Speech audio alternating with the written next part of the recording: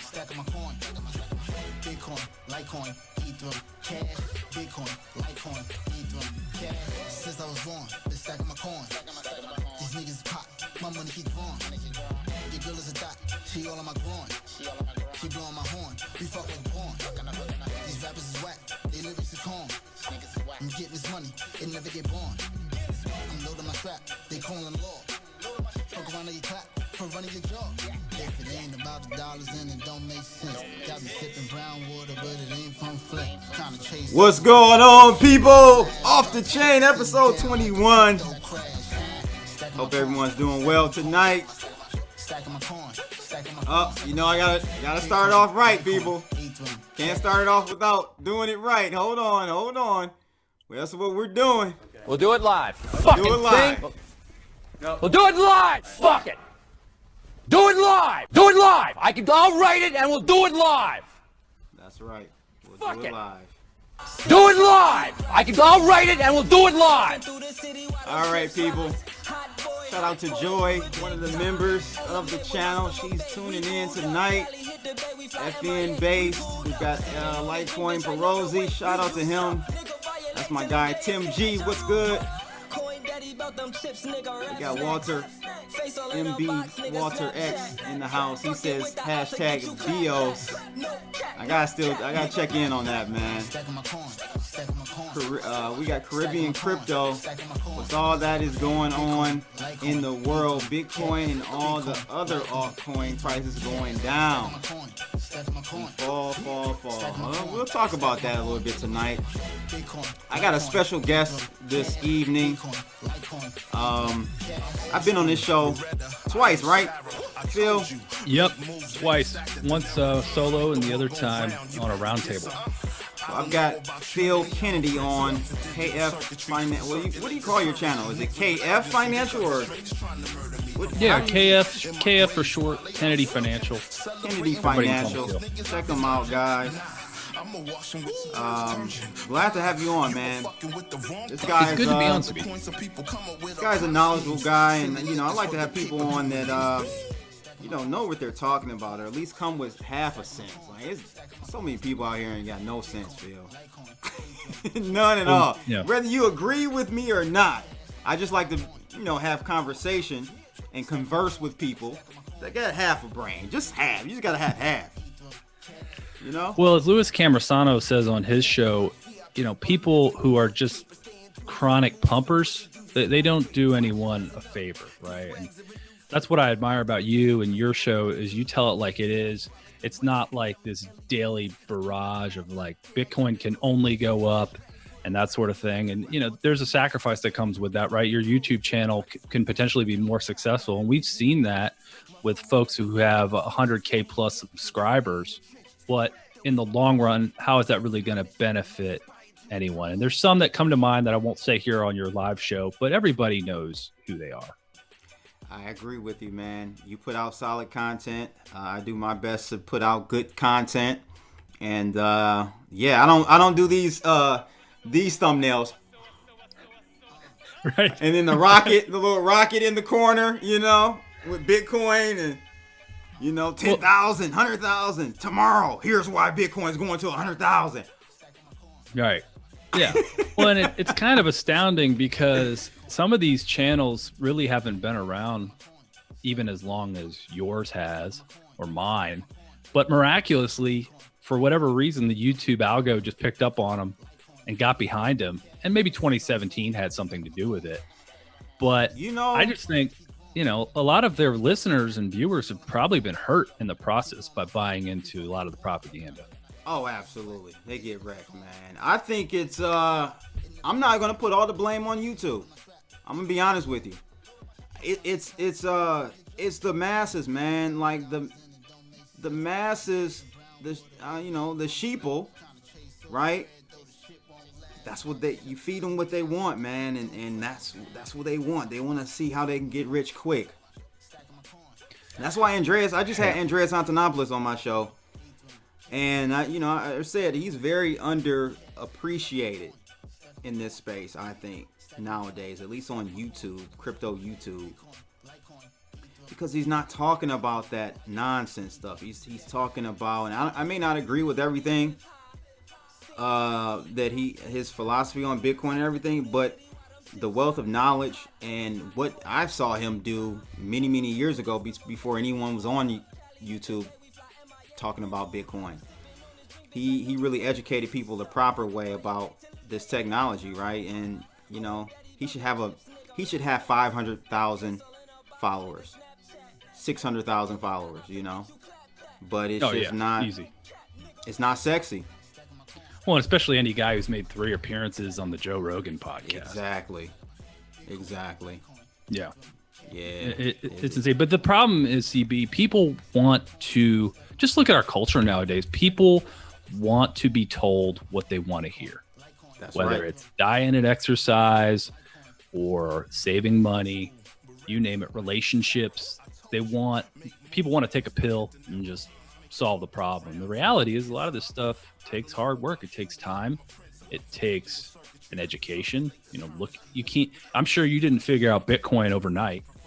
But no, I listened to people like Andreas. I listened to people like Andreas. I listened to Trace Mayer. You know, you've had Trace on your show a couple of times. I listened to him. You know, people back then that, again, you didn't have the Lambo crypto channels and all that hype, you know. So that was only source you could find online to really learn what the hell this technology was all about. So yeah, everybody seems to they want to make a quick buck, but really this takes time. Bitcoin has seen bubbles multiple times. Absolutely. And I think the reason being is, I mean, think about it. If you bought Bitcoin for $1 and then you watched it pump to 1,000 back in late 2013, you're going to take profits. And then if you bought Bitcoin at $200 in 2015 and you watched it pump 100 bags to 20,000, you're going to take profits. So this is a process of money constantly moving from weak hands to strong hands. yeah, And weak hands want to see a quick buck.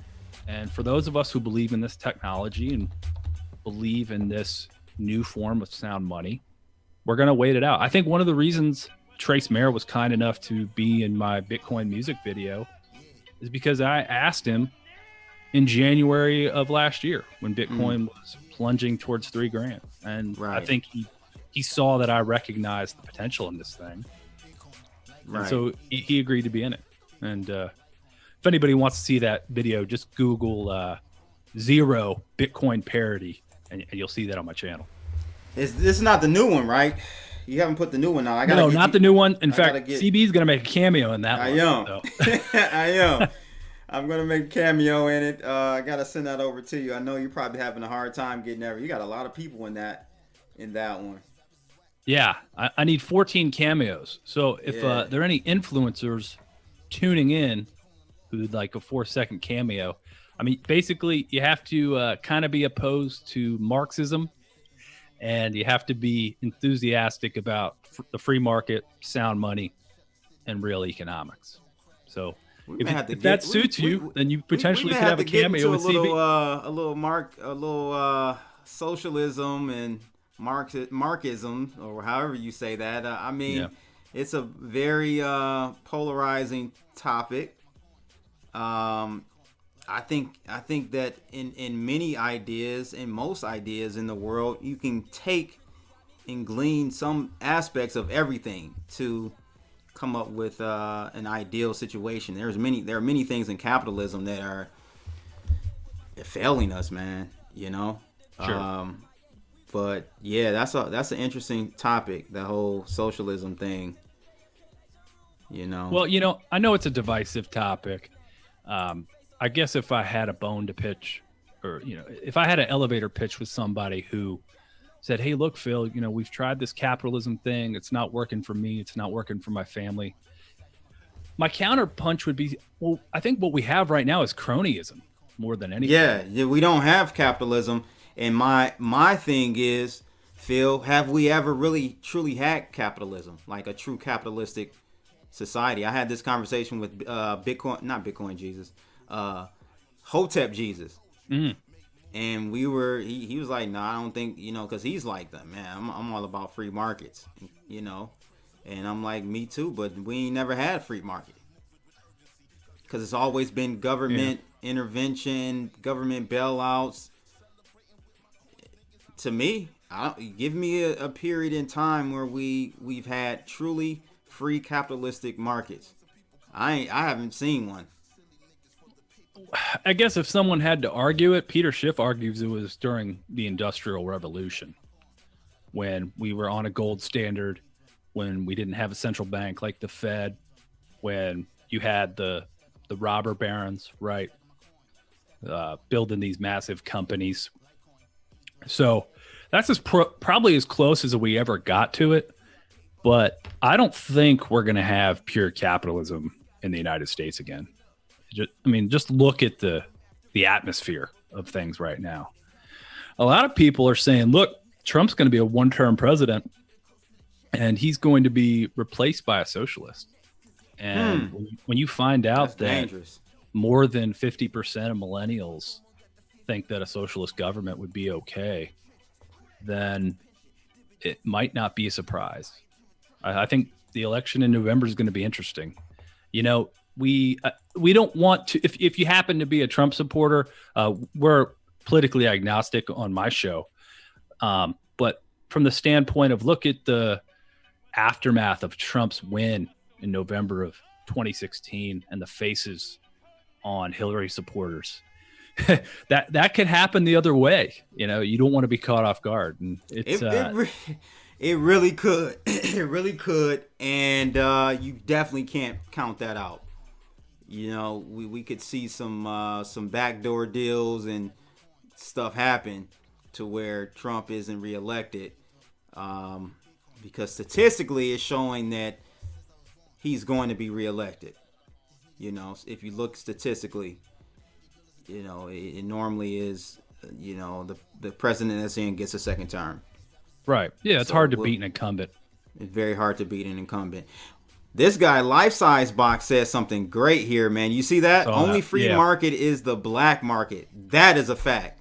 There you go. That's the free market, a black market. That is exactly, I've never even thought of it in that manner. That is the truth right there. Amen to that one. So we can go ahead and get into things tonight. We've got a couple. I know you guys probably seen the title here. We're going to talk about World War III. This hashtag going around, the whole Trump bombing Iraq. I've got a couple of things, couple Satoshis to throw at that. We're going to talk about Bitcoin turning 11 tonight. I think we can kind of start off with that. And then YouTube HiJacks. I don't know if you guys have been seeing these videos. And we're going to get behind and get the details to you guys behind this story, because I'm sure you guys have seen floating around on Twitter or on other social media outlets. You'll see like a video or interview, a live stream supposedly of Vitalik Buterin, and they got this like ETH giveaway. They were doing that during the New Year's, and I saw one for Bitcoin Cash as well. And we're gonna show. So if you look at the actual channel, it'll say like the Ethereum one had like 100 and something thousand followers, right? And they changed the name to Ethereum. They had the logo and everything, so was really getting a lot of people. And we're going to go over that whole scheme and show you guys how that occurred. Clever, man. These criminals, they get clever. It ceases to amaze me at how clever they can get. And then we're also going to talk about tonight, ladies and gents, YouTube, or I should say dLive, joining BitTorrent. How that may be a good thing. I don't know. We'll have to see what Phil thinks about this, but I think it's a good thing.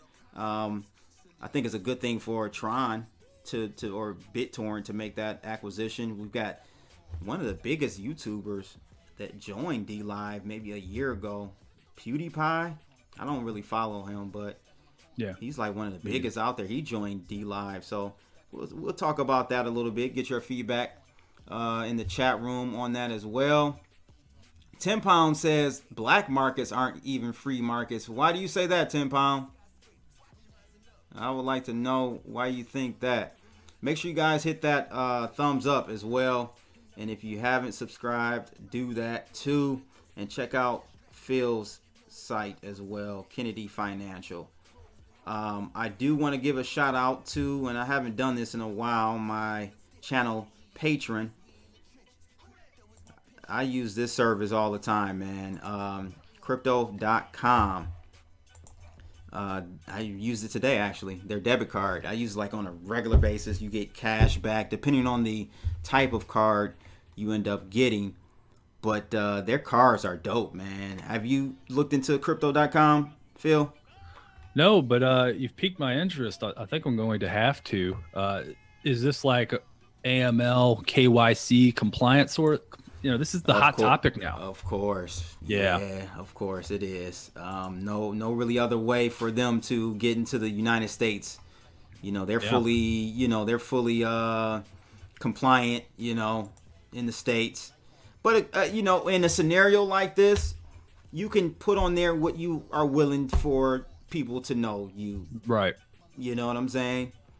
Well, we should be ready. Yeah, we need to be ready because at some point we are going to spend our crypto. I had stories. I was interviewing guys in 2017. This one guy in particular, his name's Keith F. Smith. He came on my show. He retired at the age of 34, strictly from Bitcoin. And he bought not one, but 2 Cadillacs with Bitcoin from a local dealership. So these are stories that we will have again one day when these endless units of fiat currency come plunging in to crypto.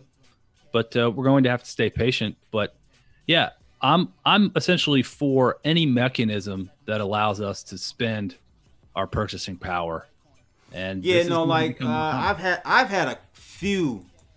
Now I've been in the crypto game for a long time. I've had a few different crypto cards, so I can really kind of, give a good analysis on different crypto cards. I had a Centra card. I had a what's the site that they do a crypto cruise every year? Coinsbank. I had a Coinsbank card. I had a Zappo card, XAPO, back when they had debit cards or crypto debit cards. I've had so many, man. But this one is by far the most robust as far as what they offer you, as far as the suite of services and stuff. I'm not trying to shield here, just having a conversation. But yeah, check out Crypto.com. I think there's a link in the description of this video if you guys are interested in checking out their debit cards. But man, tonight, let's start off with Bitcoin. Bitcoin turns 11, Phil. How I don't even know how long have you been in crypto. I never asked that question. Well, my story is I first heard about Bitcoin on the Peter Schiff show, believe it or not, in 2011. And since I don't really have a tech background, I blew it off. And that's my own fault. I'm going to have to live with that. But I didn't hear about it again until November 2013 as it was marching toward its first all-time high of like $1,100, something like that. And it was when Peter debated Eric Voorhees, of all people. And then I saw the bubble pop, and I was like, oh, good. Well, I'm glad that gimmick is over with. I don't have to pay attention to that anymore. Right. And then it was by 2016, I see it roaring back, and I realize, hey, there's something to this. Bubbles like this don't just burst and then come back. Mm-hmm. They do if the Fed's involved, like the housing market. Right. But the central banks aren't pumping Bitcoin. So that's my story. I signed up for a Coinbase account at that point. I got a wallet, like a Keep Key and a Ledger, and really dove in and got to interview great guys like Andreas, like you did. And that's where my education began. And I believe that this is the soundest form of money, and it's here to stay. And folks really need to educate themselves on it. What are your thoughts about the evolution of it, though, and the trajectory or direction it's going? I was trying to get at that. I didn't have enough time, man. It was crazy. I didn't realize that I only had 30-minute block with Andreas. And I asked for an hour, and I didn't realize it was only 30 minutes just before setting up for the interview. So I would have tried to maybe structure it a little differently. I talk, man. I got a big mouth. I like to have a conversation. I can't do it in 30 minutes. So I didn't get a chance to really, dive deep into it with him. But I feel like personally, Bitcoin is going in the wrong direction. And what I mean by that is it's not and it's fine that things change, right? Everything evolves. I'm not expecting Bitcoin to be the same Bitcoin it was 11 years ago. But what I'm saying is in the direction that it's going, as far as adoption, is not in the right direction. It's going towards being a Wall Street asset. It's going toward being, and I'm not saying it's not going to blow. I think it's still going to do very well in the next recession, depression we have. It may be again topping what performance it did from its inception. I think 9.2 million% returns. I think you're going to see huge returns from Bitcoin going forward. I'm not saying that at all, but I'm just saying, Phil, I think we're going in the wrong direction when it comes to Bitcoin. It's slow. It's it's not scaling. The scaling solution that's being proposed and pushed by the community, Lightning Network, is as centralized and a hot mess as anything else. So what are your thoughts on that, man? Well, the thing that I can offer your audience is I was never the smartest kid in the class, but one of my best attributes, I guess, was identifying the smartest kid in the class. Mm-hmm. So I look to guys who understand this way better than I do. Had the privilege, as you know, of having Da Vinci and Trace on at the same time a couple days ago. And Trace mentioned something that he always talks about, which is his 7 network effects of Bitcoin. And the final one, or not the final one, but right before adoption as a world reserve currency, is financialization. So Trace argues that, look, we need to embrace this because the only way we're going to get to $1 million Bitcoin price, in a multi-trillion-dollar market cap, is to get buy-in from Wall Street. And granted, a lot more games are being played. A lot of games are being played, and a lot of people are probably feeling the pain. I saw some tweet from a guy who's in this space in a big way, and he said, look, mom and pop, and look at the who's the guy who came out with the Drop Gold campaign? Yeah, what company was that? I know what you're talking about. I know that campaign. I can't remember. Yeah. Mm-hmm. Well, a lot of people who decided to drop gold and bought Bitcoin immediately turned around and sold because they're like, hey, I can't handle this volatility. I can't handle these price swings. And but that's really what a free market. So Bitcoin, speaking of free markets, is it's the freest market I've seen. If we want to talk about a free market in the sense of not necessarily an economic system like free market, but just if we take a look at one particular asset or an asset class, this is what a free market looks like. Crazy ass volatility, collusion, manipulation. That's what a free market looks like, with no intervention by any government. No, you know what I'm saying? That's really what. So people say they want free markets. I don't think people really want free markets, Phil. Even if you look at it from an economic structure, do you really want a free market? Because a free market does look like collusion, oligarchies, monopolies, just running free. Is that your? Do you agree with that analysis? Or there is a place for government. I kind of believe in the Andrew Napolitano argument for government, which is if government has any purpose at all, it's to protect you and me from force and fraud. I mean, if one of my kids, God forbid, is kidnapped, then I want government to come in and help bring my child back to me, right? Mm-hmm. I don't want them pulling me over so they can raise money on the highways. And hey, look at this. Right. If we search your trunk, that's not why I want government in my life. Yep.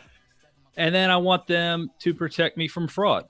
I want them to investigate crimes, especially by big banks, and put the people who are responsible for those crimes, hold them to account.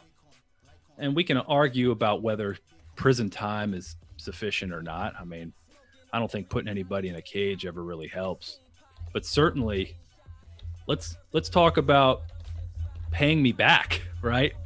And then also tacking on some interest and some penalties, right? So that others see that, hey, there's not an incentive to commit this sort of crime. Mm-hmm. So that's really where I come from. But it's hard for, I think, most of your listeners and viewers to believe that that's even a possibility, because now we've got, the government managing education and healthcare and all these other things that it wasn't really designed to handle. So that's kind of my personal opinion in that area. If there are shenanigans taking place in the crypto space, then have some investigative authority figure out, hey, you know what? So-and-so and so-and-so agreed to sell 1 million Bitcoin at the same time and make money off the short contracts. Yeah, there should be a penalty for that. They're hurting a lot of people in the process. Okay. So back to what you were kind of saying about what Trey said, is that he's basically saying, if I heard this correctly, is that we have to go through Wall Street to reach the masses, and then in the end result will be they'll have their hands on good sound money. I think so, because let's face it. I mean, you have friends and family, as I do. I'm sure you try to explain this to them over the Thanksgiving and Christmas dinner table, and they're just not gonna buy a KeepKey device and send it from their Coinbase account and, keep their 12-word passphrase secret, safe. That's just not going to happen for the far majority. I know your viewers are smart and they're already doing that, but I mean, they could put it in the comments in the chat. I mean, how successful, unless you help them hands-on and explain to them, hey, this is, I had to walk my dad step by step, and when he finally needs to sell his Bitcoin, he's going to have to come to my house. There's no way for him to do that on his own. I mean, the boomers technology's passing them by. What I'm afraid of, you're right, absolutely, and that's why I couldn't get people to join in when I got in. It was really not going to happen then. It's gotten much better, but my question though is, what I'm afraid of, Phil, is that we get complacent. As humans, we become complacent. This is what happened with our current monetary system. When it first started, banks started coming around, even before the central banks. Their business proposition was that, hey, you guys have a lot of gold or cash, or gold in your personal stash, personal possession. You're scared someone may come in to your home while you're not home. Why don't you bring your gold to us? We got armed guards, back in the 18-somethings. We'll protect your gold, right? People did that. They took it there, and over time, they got complacent, and they saw that they were becoming complacent. So what did they do? They started rehypothecating this gold, giving them, because you would deposit your gold and you get this like receipt that said, hey, this is how much gold you have. That started be floating around and so on and so forth. The end story with that, Phil. Is that a road that we're going to go down, or do you think that's different this time with this type of technology? Well, I came at this originally from the gold-silver angle, because those had always been money in the U.S. and around the world for a very long time, right? But as you alluded to, as a result of financialization, we now have a fraud taking place on the COMEX in the form of phony paper contracts that smash the price of gold and silver. And anybody in your audience who's been on usdebtclock.org, they can see, hey, look, for all these number of dollars in the world, gold is supposedly worth $10,000 and silver is supposedly worth $1,000. But the scam works because no one ever takes delivery of physical. And maybe someday they will, and a wealth transfer will take place and an accounting will be performed. But the beauty of Bitcoin that I see, and why I'm so heavy in the space now, is Bitcoin is an accounting information system on steroids. There will only be 21 million Bitcoin. It has a transparent emission schedule. anyone can view the blockchain. Remember when that Russian guy hacked Mount Gox, and some smart people put together these graphics of all the different wallets that these coins were going to? I saw that chart once and I said, this thing's amazing. And those are the kind of people that are in this space. People will be able to figure out, wait a minute. First off, you can't sell 22 million Bitcoin. We know that for a fact, right? And some believe 4 to 5 million are permanently missing, sitting at the bottom of landfills on laptops in the UK. And then another couple million probably lost just in the ether, going to the wrong address. You know? Yep. And I've made that mistake too. Let's get Pat here. I had another caller in queue. Let's get some of these callers in. My man Pat, 10 Pound. What's going on, brother? Hey, it's good to be back. I appreciate it. I thought I ran you off a couple weeks. I hadn't seen you in a couple weeks, bro.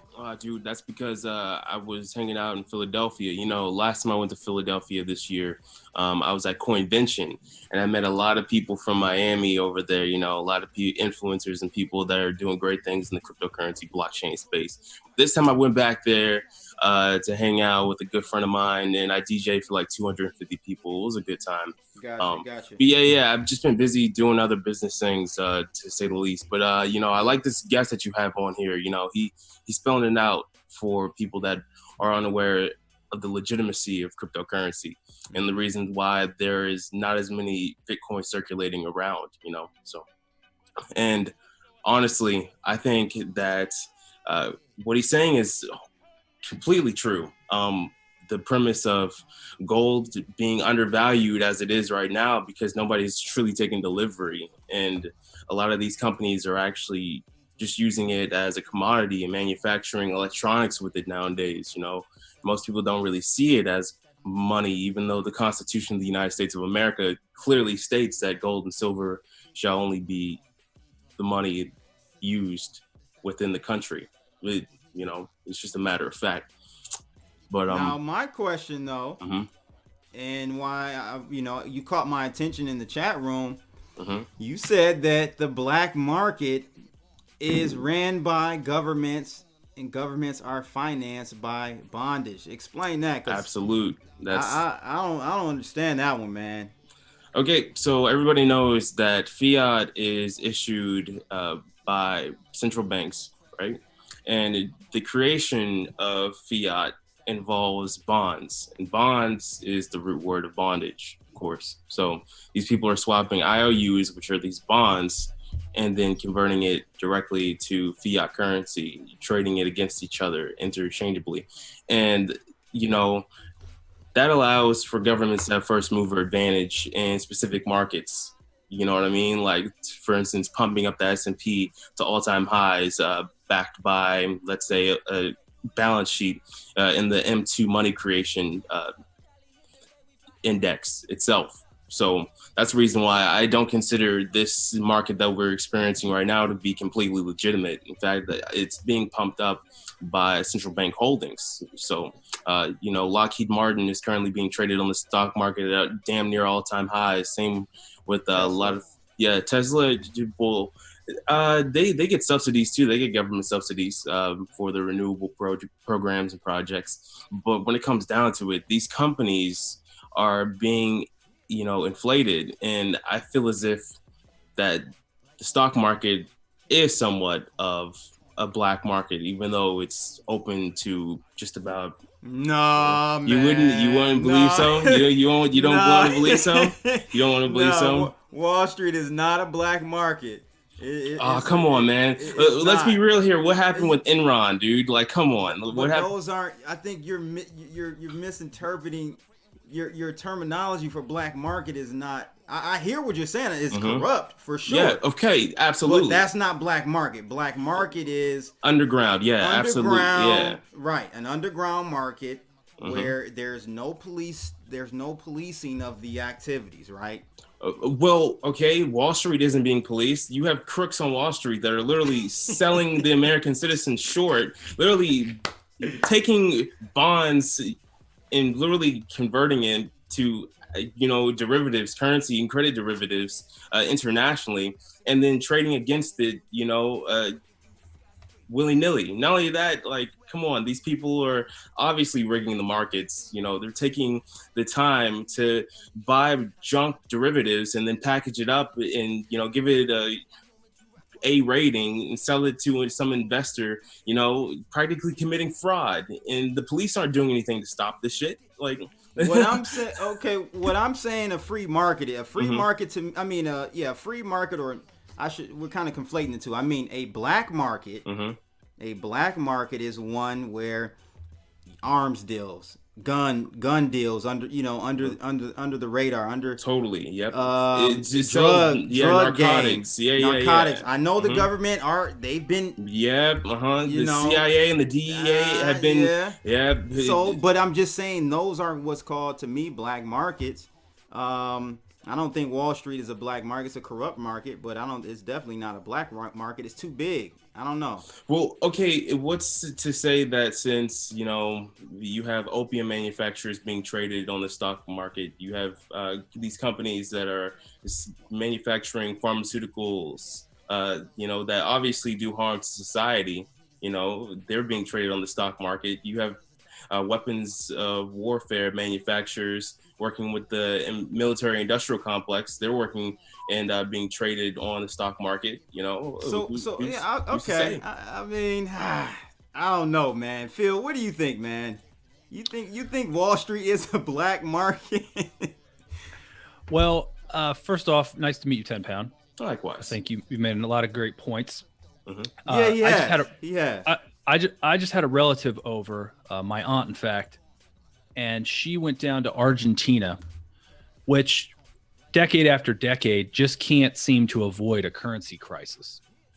And they've got it all figured out down there. We have an exorbitant privilege here in the States, or anywhere where the dollar is used as a form of currency, because it's the world's reserve currency. So we take this stuff for granted. Sure, you know, we remember being kids, and you know, when I got my first car, not to date myself, but gas was close to $1, right? So now it's up like what, over 100%, 200% since then, depending on where you live. California, it's probably up 400%. But in Argentina, these folks are used to that, and so a black market is built into their system. It's part of their culture. And so when my aunt went down there, Jim Willie talks about that all the time. He's like, man, Costa Rica is bad. Now that's a black market. Right. So they understand intuitively, to the point where if you go to the concierge will tell you, oh yes, you want to see this man, he's right down the street, knock on this door at this hotel room. And sure enough, they're like, this is kind of sketchy. You know, we've got $2,000 on us. Are we about to get robbed? But this is just the way it's done. And instead of getting, you know, 2 to 1, let's just call it an Argentinian peso. I'm not sure. Instead of getting 2 for your dollar, you get 12. And then you go on a spending spree, right? Because that's a black market. And my friend from Maracaibo, Venezuela, he's been on my show before talking about, as Venezuela has gone through this awful hyperinflation, the Venezuelan government tried to roll out something called the Bolivar Fuerte, the strong Bolivar. And it was in a matter of days that thing was no longer fuerte. It wasn't strong. People knew it right away. So a black market forms. You go down to your local money exchange, and it's probably not too far away from their version of a mall, and you get the real deal. It's not 6 to 1. It's like 200 to 1. And that's the reason these governments try to get away with this stuff. You know, they've got their official market, but the reality is that time and time again, whether it was the Soviet Union or Venezuela, the black market finds out what the price of things really is. Absolutely. I can completely understand the agora effect of these markets and how there's always going to be some sort of underground railroad to trade and finance, regardless of what the government would like to, you know, claim is the mainstream narrative. So yeah, I completely agree. I'm just offering a side, you know, definition, I'd say, to the mainstream definition of the black market, because of the fact that it's more so a conspiracy, if you'd like to say, that they're all in cahoots, literally. the financiers are in cahoots with the government, and the governments are in cahoots with the financiers. Finances don't actually come into existence the way people like to believe. For instance, the Federal Reserve is actually a private entity. So. Oh, of course. Yep, we definitely know that. So what's your thought, 10 Pound, on this last decade? I know Bitcoin just turned 11, but this last decade in Bitcoin, what's your assessment of its growth? There was one comment in the chat room which I agree with, and I would like to add on to. I think Christian McNair said, if the Lightning Network is the future for Bitcoin, we're in trouble. Bitcoiners can barely set up a Lightning Network. Lightning node. I agree that may get better or easier as the technology matures, but that's not the reason why we're in trouble with Lightning Network as a scaling solution, in my opinion. There are so many things wrong with the Lightning Network, from its spoken hub centralization aspect of it. You're going to need so much money to open these channels that what's going to happen is another form of central banking. Absolutely. You're going to have central banking 2.0. Totally. I think for the most part, short Blockstream, short the banksters, long legacy. So that's just my perspective. Good point. Okay, good point. Yeah. Phil, what's your take on Lightning? Are you up to speed on that? Are you following that technology? So I've been very candid. I was even candid with the great Trace Mayer the other day on my show. I said, look, Trace, I've told you before, I'll tell you again, I'm a second-class Bitcoin citizen. First-class Bitcoin citizen runs a full node. They have a laptop dedicated to the entire Bitcoin blockchain, which I think is up to 250 gigs or something. So you can fit it on a pretty reasonably sized, reasonably priced laptop. I know Ethereum's a totally different story, but I'm only a second-class Bitcoin citizen. I do have a hardware wallet. I keep all my coins off the exchanges, and I would need somebody like CB to sit down with me to show me how to run a Lightning node, the Lightning Network, and that's why I use myself as kind of a benchmark. I feel like I'm a reasonably informed guy. I'm interested in this space. But unless I have a friend who's going to help me hands-on, I'm afraid. I'm afraid that I'm going to lose my Bitcoin. But you've got even people that know what they're doing that lose Bitcoin on the Lightning Network.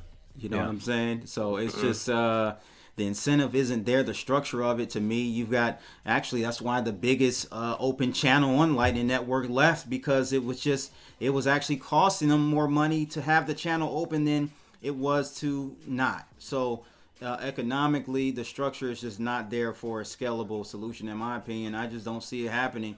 So I don't know where that leaves Bitcoin, to be honest with you.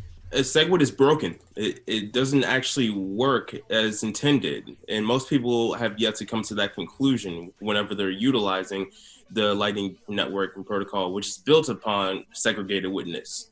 So when it comes down to it, there's definitely still some risk when it comes to adopting these channels and actually utilizing these channels. And personally, I don't believe that Bitcoin needs it.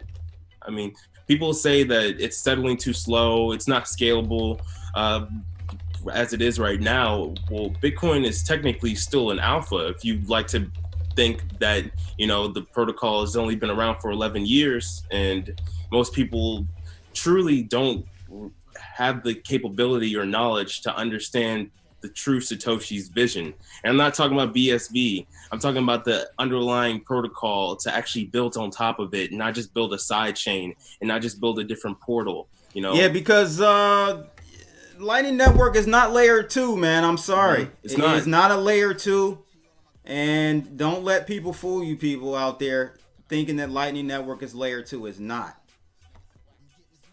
It's not. So, all right, cool, man. Well, I appreciate you. You got anything else, 10 Pound, that you want to chime in on before we move to the next subject? Absolutely. I want to talk about the escalation between the U.S. and Iran. Okay, there's a lot of people right now. Well, dang, you're just taking over my show. I'm sorry. I just we ain't even get That's okay. the next. Hey, perfect timing because that's Yeah. the next subject we're gonna talk about. So you got it, man. Go Good ahead. deal. Do your thing. Okay, I just want to segue into it by saying that literally what we did is completely unconstitutional. Trump had no reason to do what he did. Okay. Wait a minute. Wait. No reason. Hold on. I gotta stop you there, bro. It was fully constitutional. Do you know who the president is? What's another name for the president? The commander-in-chief. Oh, okay. I just had to check. I just wanted to make sure we were on the same page. Okay, yeah, totally. But still, what about the authorization of war? What's his name again?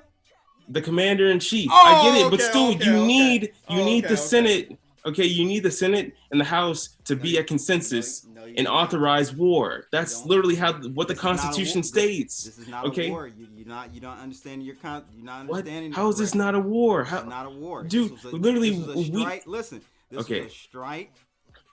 He had intel, and this intel really goes back to April of last year. If you recall, April of last year is when they made this guy Soleimani or whatever his name is a terrorist. They put him on the terrorist list. They put him on watch. That was April of last year. So you have to connect the dots and say, wait, if they put him on that list almost, last year, this is not something done right, overnight.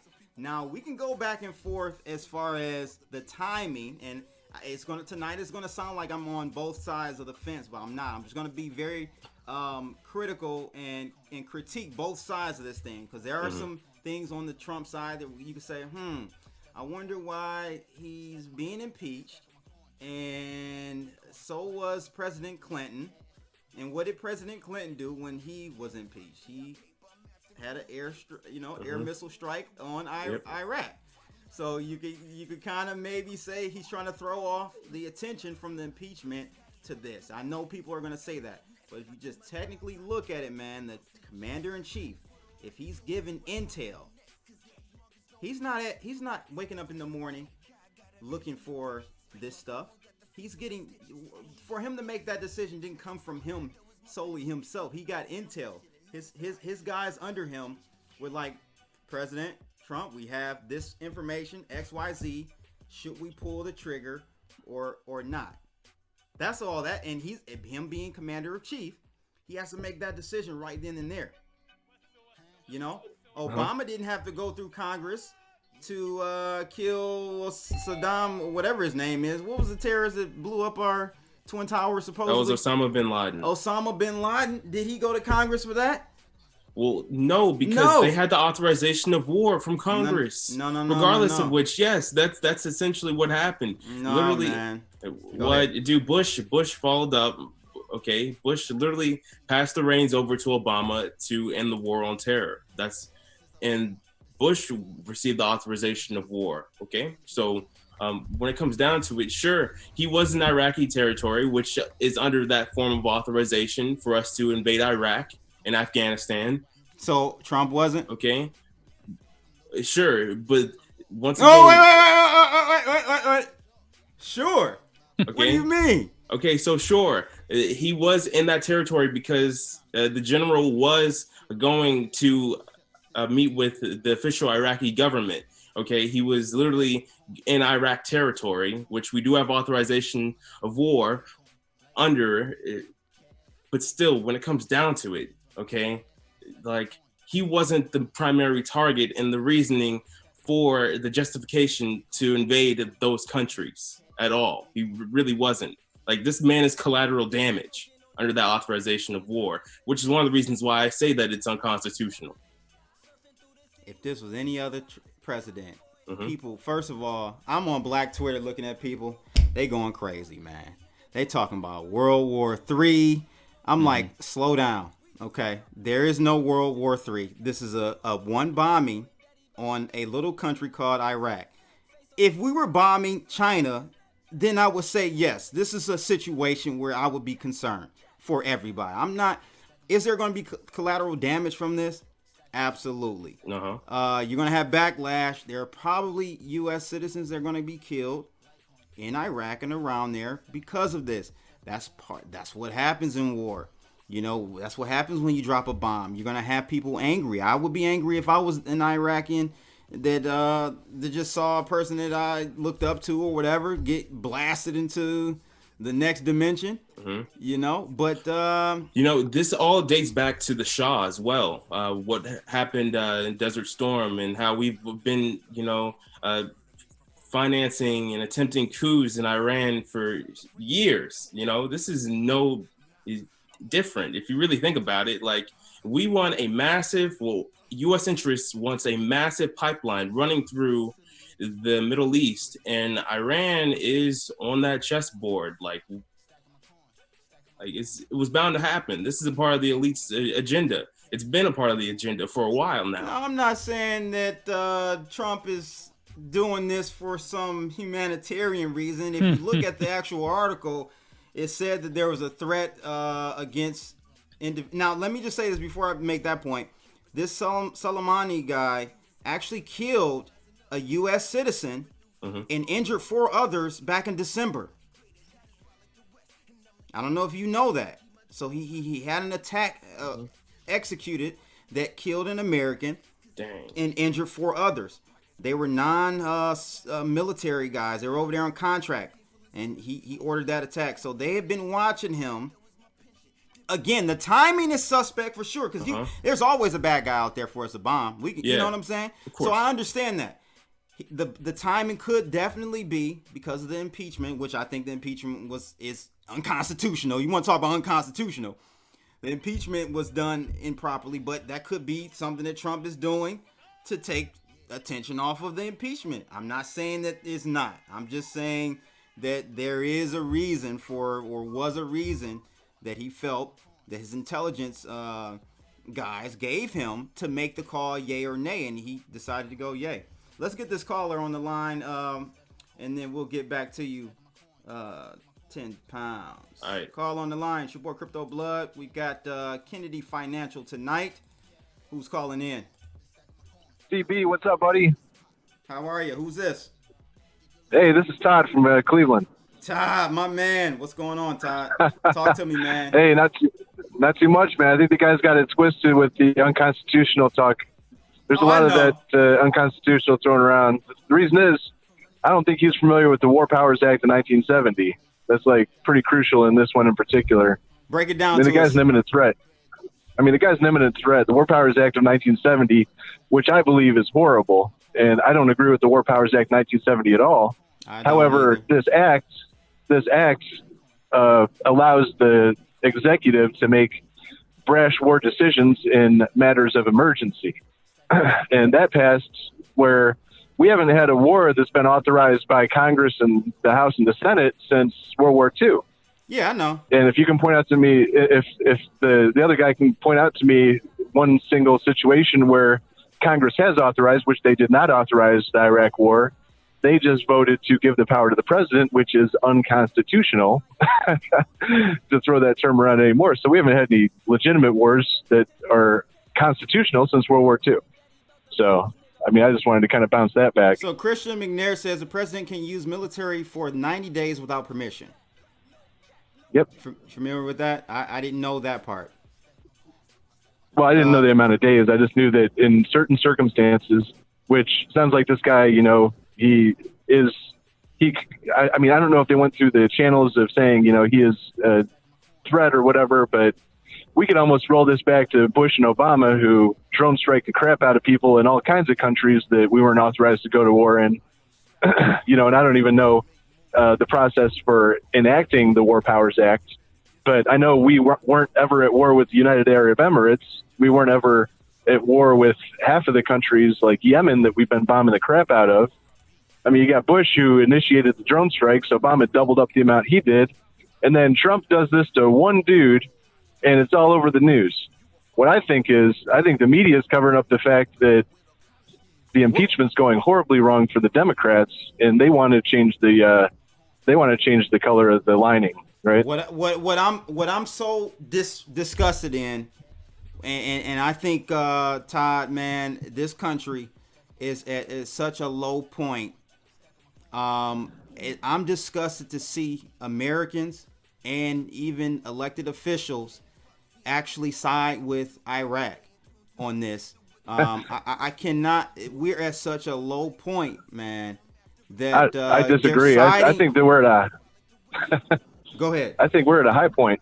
I think we're at a high point, man. Because, I mean, up until like the last administration, up until Trump, Al Qaeda was getting funded by us. But now between Al Qaeda and the Clinton Global Initiative, their funding got cut off. Now they're trying to do all this fancy stuff. And remember all the cheerleading that was going on? They were like, "Oh, we really need you to bomb Syria." So Trump bombs an empty airfields with minimal casualties, and the media is all happy as a clam at high tide. And I mean, I think that, I mean, the people I know, the people I run into, there's a lot of people that like hate Trump. Me personally, I don't vote, so I can care less. You know, I mean, we've had how many different presidents since I've been alive? None of them has affected my life at all. Facts. Like, they're unimportant and totally freaking irrelevant to our lives. They're irrelevant to the whole establishment anyhow. The deep state runs everything. Yeah, like me personally, I'm doing better than I've ever done. Is it because of Trump? Absolutely not. Is it because of anything Obama set up? No, not even close. Bush? No. None of these guys have done anything to make my life better. I have. Right? So, I mean, we can pontificate on this and allow it to be a divisive point between people. And, you know, that's what George Washington warned us about in his farewell address. He was like, dread the day that we have political parties, because then two people who would normally be, well, these aren't his words, but these are my words. Two people that would normally be having a beer in the garage and shooting pool in the living room are bitching at each other and acting like they're the enemy, right? Mm-hmm. No, I mean, I got a date with a girl tomorrow who's a Democrat. So. Good luck. Yeah, well, she's not an outspoken, like, Antifa-style Democrat, so I don't care what people are, you know, as long as they don't throw it in my face. Really rare that you find today moderate Democrats. I don't have a problem with moderate Democrats. It's just or moderate Republicans. Most of them are so far left extremists now that you can't even talk to them. And I'm not saying I don't even consider myself a Republican. I'm just a independent thinker that will just look at the facts and just assess it from there. You get what I'm saying? Yeah. So, yeah, man. I'm a small L non-voting libertarian. Yeah. Right. So. Right. Phil, did you want to chime in? Sure. Yeah, I have a few thoughts. And obviously, I'm not a political scholar or a historian. We could get into the weeds with everything that's happened, but I always like to illustrate absurdity by kind of being absurd. Did you guys watch Sesame Street when you were kids? Mm-hmm. I think we all did. Yeah. I really enjoyed it. My parents even once got me this book about Ernie and Bert. And the way the story goes, you know, Bert was the clean one, and he liked to keep a neat space. And Ernie, he was, of course, you know, the slob, the messy one. So Bert comes home, and he asked Ernie, you know, why are the goldfish in the cookie jar? And he's like, well, of course I had to put the goldfish in the cookie jar because, you know, I needed space in the goldfish bowl. And so he goes through this long series of this lengthy explanation of how he arrived at this decision. And he comes all the way back to the beginning, which was, you know, where he started. And that's kind of an example of how we got into this mess in the Middle East. Not to date myself, but I was sitting in my senior year of college when the second plane, you know, was announced to the class, hey, I'm sitting in an advanced accounting course. And, hey, you know, a plane hit the World Trade Center. Mm-hmm. And then we all remember the image of W landing on an aircraft carrier with that mission accomplished banner behind him. Hey, great. Yeah, what a joke that guy was. What a joke, President Bush. Man. The war's over. All right. That guy, what was that, like 2005? That guy like failed at everything. Yeah. That guy failed at everything. Let's make him president. But I will say this. I'm going to let you finish, Phil. I will say this. This is how I know he didn't. This was all Cheney. This was all Cheney's blueprint. Because if you recall, when Bush was sitting there with the little kids, and the guy comes up and whispers in his ear, you can see on his face he was like very confused and shocked. He had the book upside down. He was so he didn't know what. And where was was going Cheney? on. Cheney was. And where was Cheney? Cheney was at NORAD within 2 hours. He took control. He was the first civilian to take control of NORAD, NORAD's 50-year history. Well, that's what I'm saying. I think he orchestrated all of that, man, and got it to convince Bush. He didn't know what up from down. Poor Bush. Poor Bush. Yeah. I don't believe that. Bush, he was a hot mess. I'm sorry, Phil. Go ahead. Finish your thought, man. I had to chime in. I'm sorry. So like it or not, all four of us here, I think, are in the U.S. Yeah. So we are all citizens of the empire.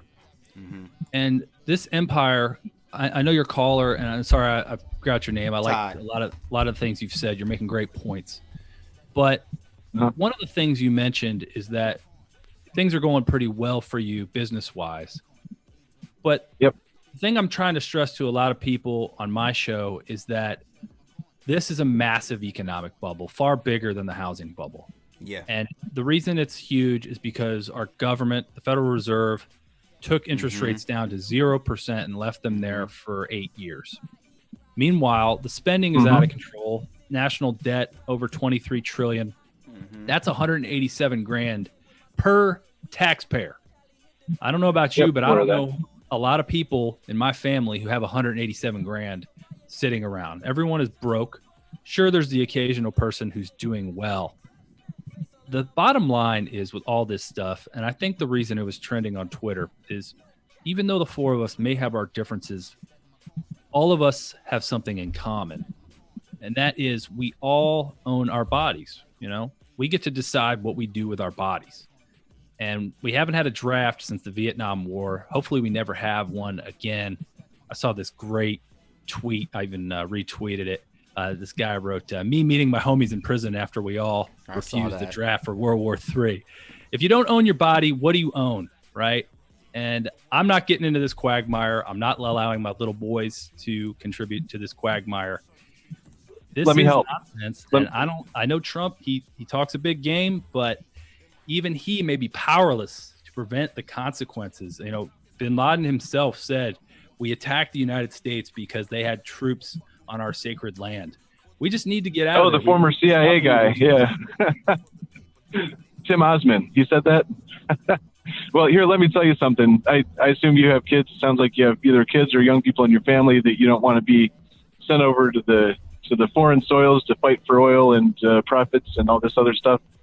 I'll tell you what, historically, the only argument that's really worked to avoid the draft and avoid jail has been the spiritual exemption, which is documented in Seeger versus U.S. 1965. Read through Seeger's argument. He won, and it hasn't been overturned with any case law yet. So if you have any family and friends that hear the news that there's going to be a draft, look up SEEGER versus U.S. in 1965. It was a winning court case. Okay. So bam, there you go. Interesting. Yeah. Because I ain't going. But I'll tell you this, man. I don't think we're going there again. It's because Trump is who Trump is. He's the most polarizing figurehead we have in America, and I don't know how many years. Even a black man wasn't this polarizing. Obama. This is on another level. But I think because he's in office, anything he does, man, is going to be amplified. And then on top of that, there's an agenda by the media, which is mostly liberal, right? There's an agenda. So they're going to try to divide the country even more by anything he does. Whether if he did, it was damned if he do, damned if he don't. If he didn't attack, and then we later find out that Intel said that XYZ. They'll call him weak. They will call him weak, incompetent, so on and so forth. So if he bombs them, he's Trump. Hated Trump. If he didn't bomb him, he's idiot Trump. It doesn't matter in my opinion. But on Black Twitter, this is what's going on Black Twitter. This tweet caught my attention. This is hilarious.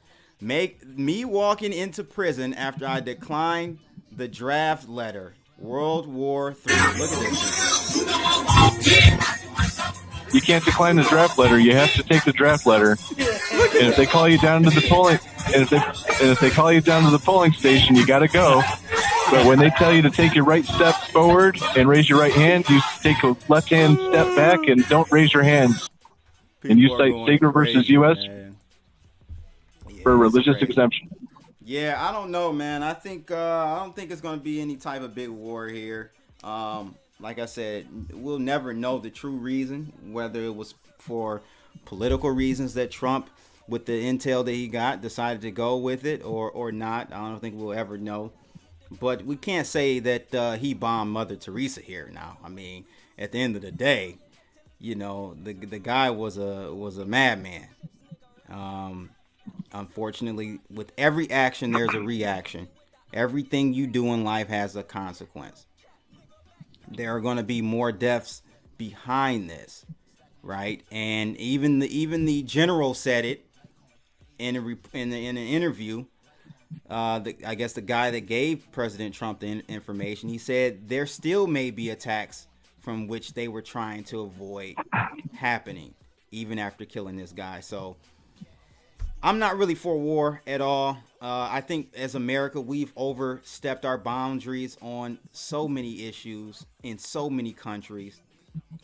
But I would have to say Trump has been kind of walking back a lot of those initiatives. We have to agree with that, don't we?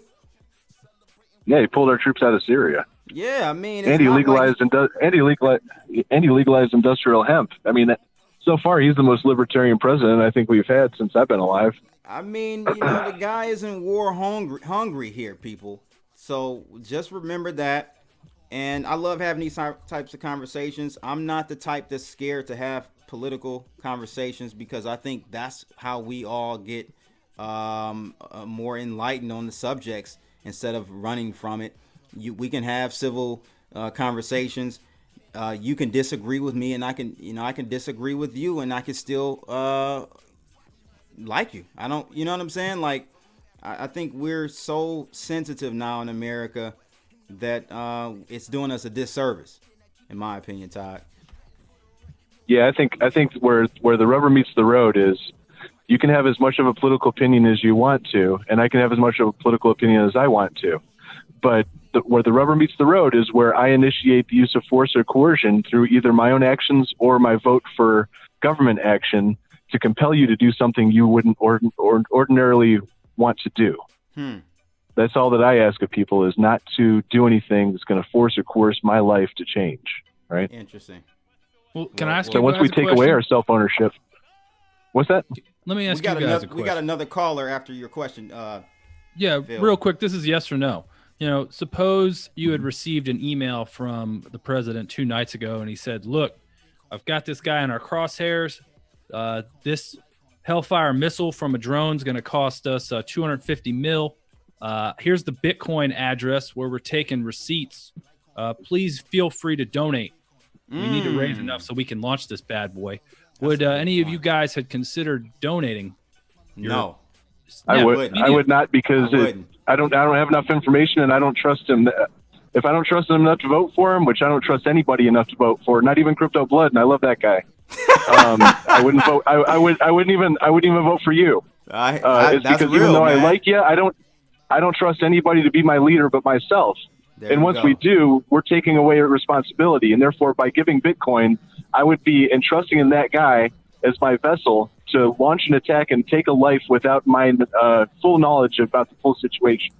So, no, that's my long answer. Well, don't worry. They found another means secretly and underhandedly to pay for it. They'll print endless Federal Reserve notes and steal from our purchasing power. Just like everyone before them. Right. Ever since 1913, it's been happening. Before them. Yeah, you got it. Exactly. Todd, man, it's always a pleasure having you call in, man. Call in again next week if you can. Let's get to this next caller. All right, guy. Thanks. All right, now. Call on the line. It's your boy Crypto Blood. I've got Phil on with us tonight. It looks like, they're still on. How are you? Who's calling in? What do you want to talk about? Peace and blessings. How are you? Maurice D. Muhammad. It's Brother Maurice D. Muhammad, and I'm doing good in yourself, big bro. This is my first time calling in this program. Excellent. And I wanted to make some comments on what y'all was just talking about. Okay. When we're dealing with America and her limitless moral crimes, her limitless crimes, period, that she has done against humanity. I think he had stated that this is a low point in America. And really, it's not. America, from day one, has had low points. And even really before that, they've had low points when they were 13 colonies. America has yet to live up to the ideals that are set forth in the Constitution when it comes to black people. When we're dealing with every day that our people are being beaten and killed in the streets by police officers, when you have it now that people go to court and they say that, well, you treated me like a black person. Or they're in the airport, you beat me like a black person. I'm not black. So the thinking is that it's okay to do that to black people, just don't treat me like that. And that has been a failure of not just the American elected government, but that has been a failure of the American people. So nowadays, when you see white folks getting beaten by cops, it's not something that's, oh, wow, where did this come from? How did this all of a sudden happen? No, it's been happening. But it's been happening to a class of people that you deemed unworthy of self-respect, unworthy of the dignity that you would give even to a dog.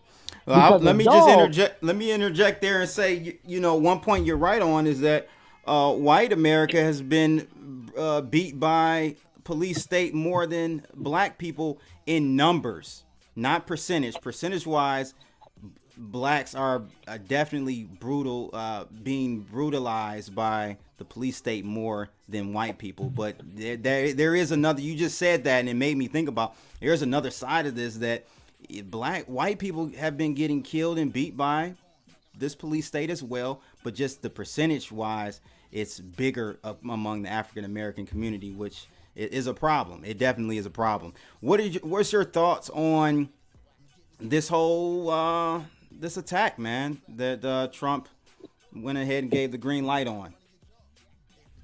Well, I think Trump did what his people wanted him to do at the end of the day. I think it doesn't really affect us in the way we are. There's no difference between Democrat and Republican. It's just one will speak politically correct to you, and the other will be straightforward with you. So at the end of the day, we have to mature to know what our own self-interest is. Like the caller before me was stating that, I'm not going to give somebody else authority over me. I'm not going to make you my leader. So now we have to ask what is acceptable and what should each quote unquote American citizen do if you feel that this current government or even the one past or one that may be coming is a destructor of liberty, life, and happiness. What is it saying in the Constitution? It's saying that we should rebel. We should rebel and destroy the bonds that's supposed to unite us. So since it is written in the Constitution, and we know for sure that this so-called government is against liberty, it is against freedom, it's against justice. Now, when are we as citizens going to stand up and do our due diligence for what should be done? The question always points back to us. And what are we going to do? Or are we going to sit around and let these phonies lead us where they're going? Unfortunately, we're going to sit around like I'm doing right now on the live stream, talking, not doing nothing about it. That's what we're going to do, man. Unfortunately, because at the end of the day, I don't see unity amongst Americans anymore. I don't see it. I mean, I feel like you have to have like a sense of, oh yeah, my people got my back. to do something like that. And I don't see that ever going. I don't see that ever happening here in America. Because voting isn't going to change anything. No, but you got to remember, there was a time when nobody thought that, when they were coming over here with the 13 colonies, nobody in that thought that they would one day rise up against the king, but it did. Nobody thought that with those in Haiti that they would rise up and defeat the French, but they did. Nobody thought that you would be able to do what you're doing. But see, it's through media that we have to send the appropriate message out, because the beast that has touched one has really touched us all, but we're not aware of it.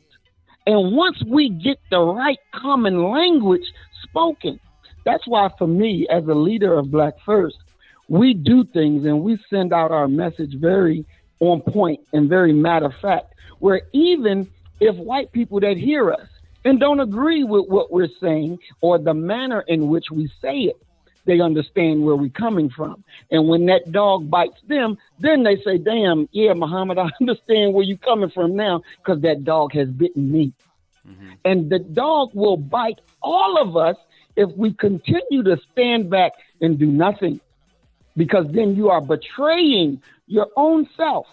Even those who say they love America, you betray America when you don't stand up against injustice. You become a fraud even to your own self, because you have allowed people who are unworthy to lead and direct, to do actions on your part.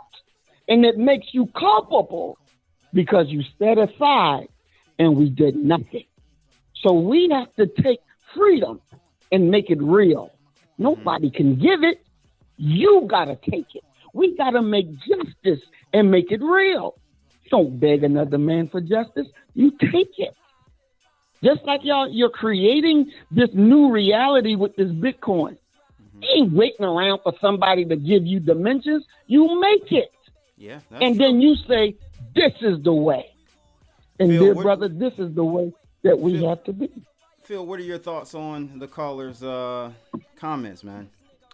Yeah, well, I sense his anger and frustration, and I have it as well.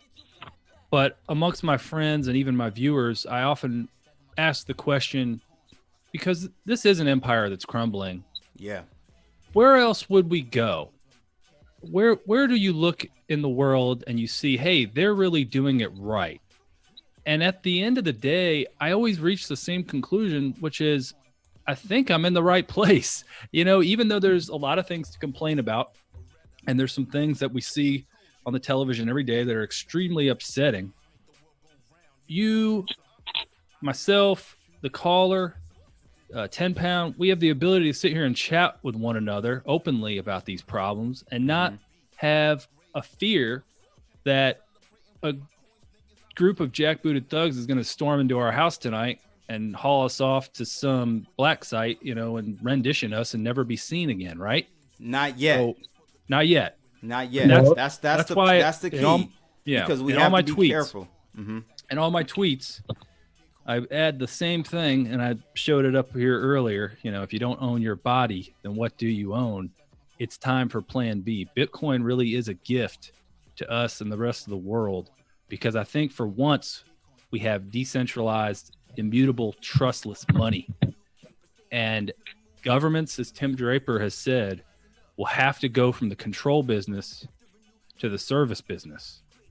And ultimately, there will be places around the world where you can take your wealth on your brain with 12 simple words and start a new life if it's better. Mm-hmm. But for me right now, I think I'm in the right place. But I'll be watching CB every night to find out where maybe a better place is. I don't know one yet, man. And like I said, I have Jim Willie. I've been following him for many years. I have him on every couple of months, and he's down in Costa Rica, and he's up to his head with drama and just how corrupt that system is. Much more corrupt than here. and he's stuck. He's got a lot of obligations down there now. And I see that a lot of places. I mean, I don't know, Sweden. I don't know if that's a better The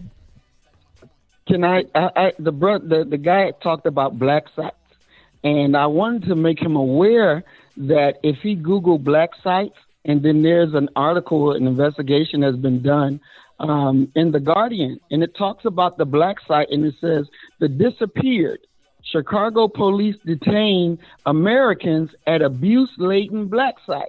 I remember where they were doing exactly that. Exactly. This was a couple years ago. Yeah, that's very true. Mm-hmm. Yeah, I remember that, and Muhammad. It's still operating.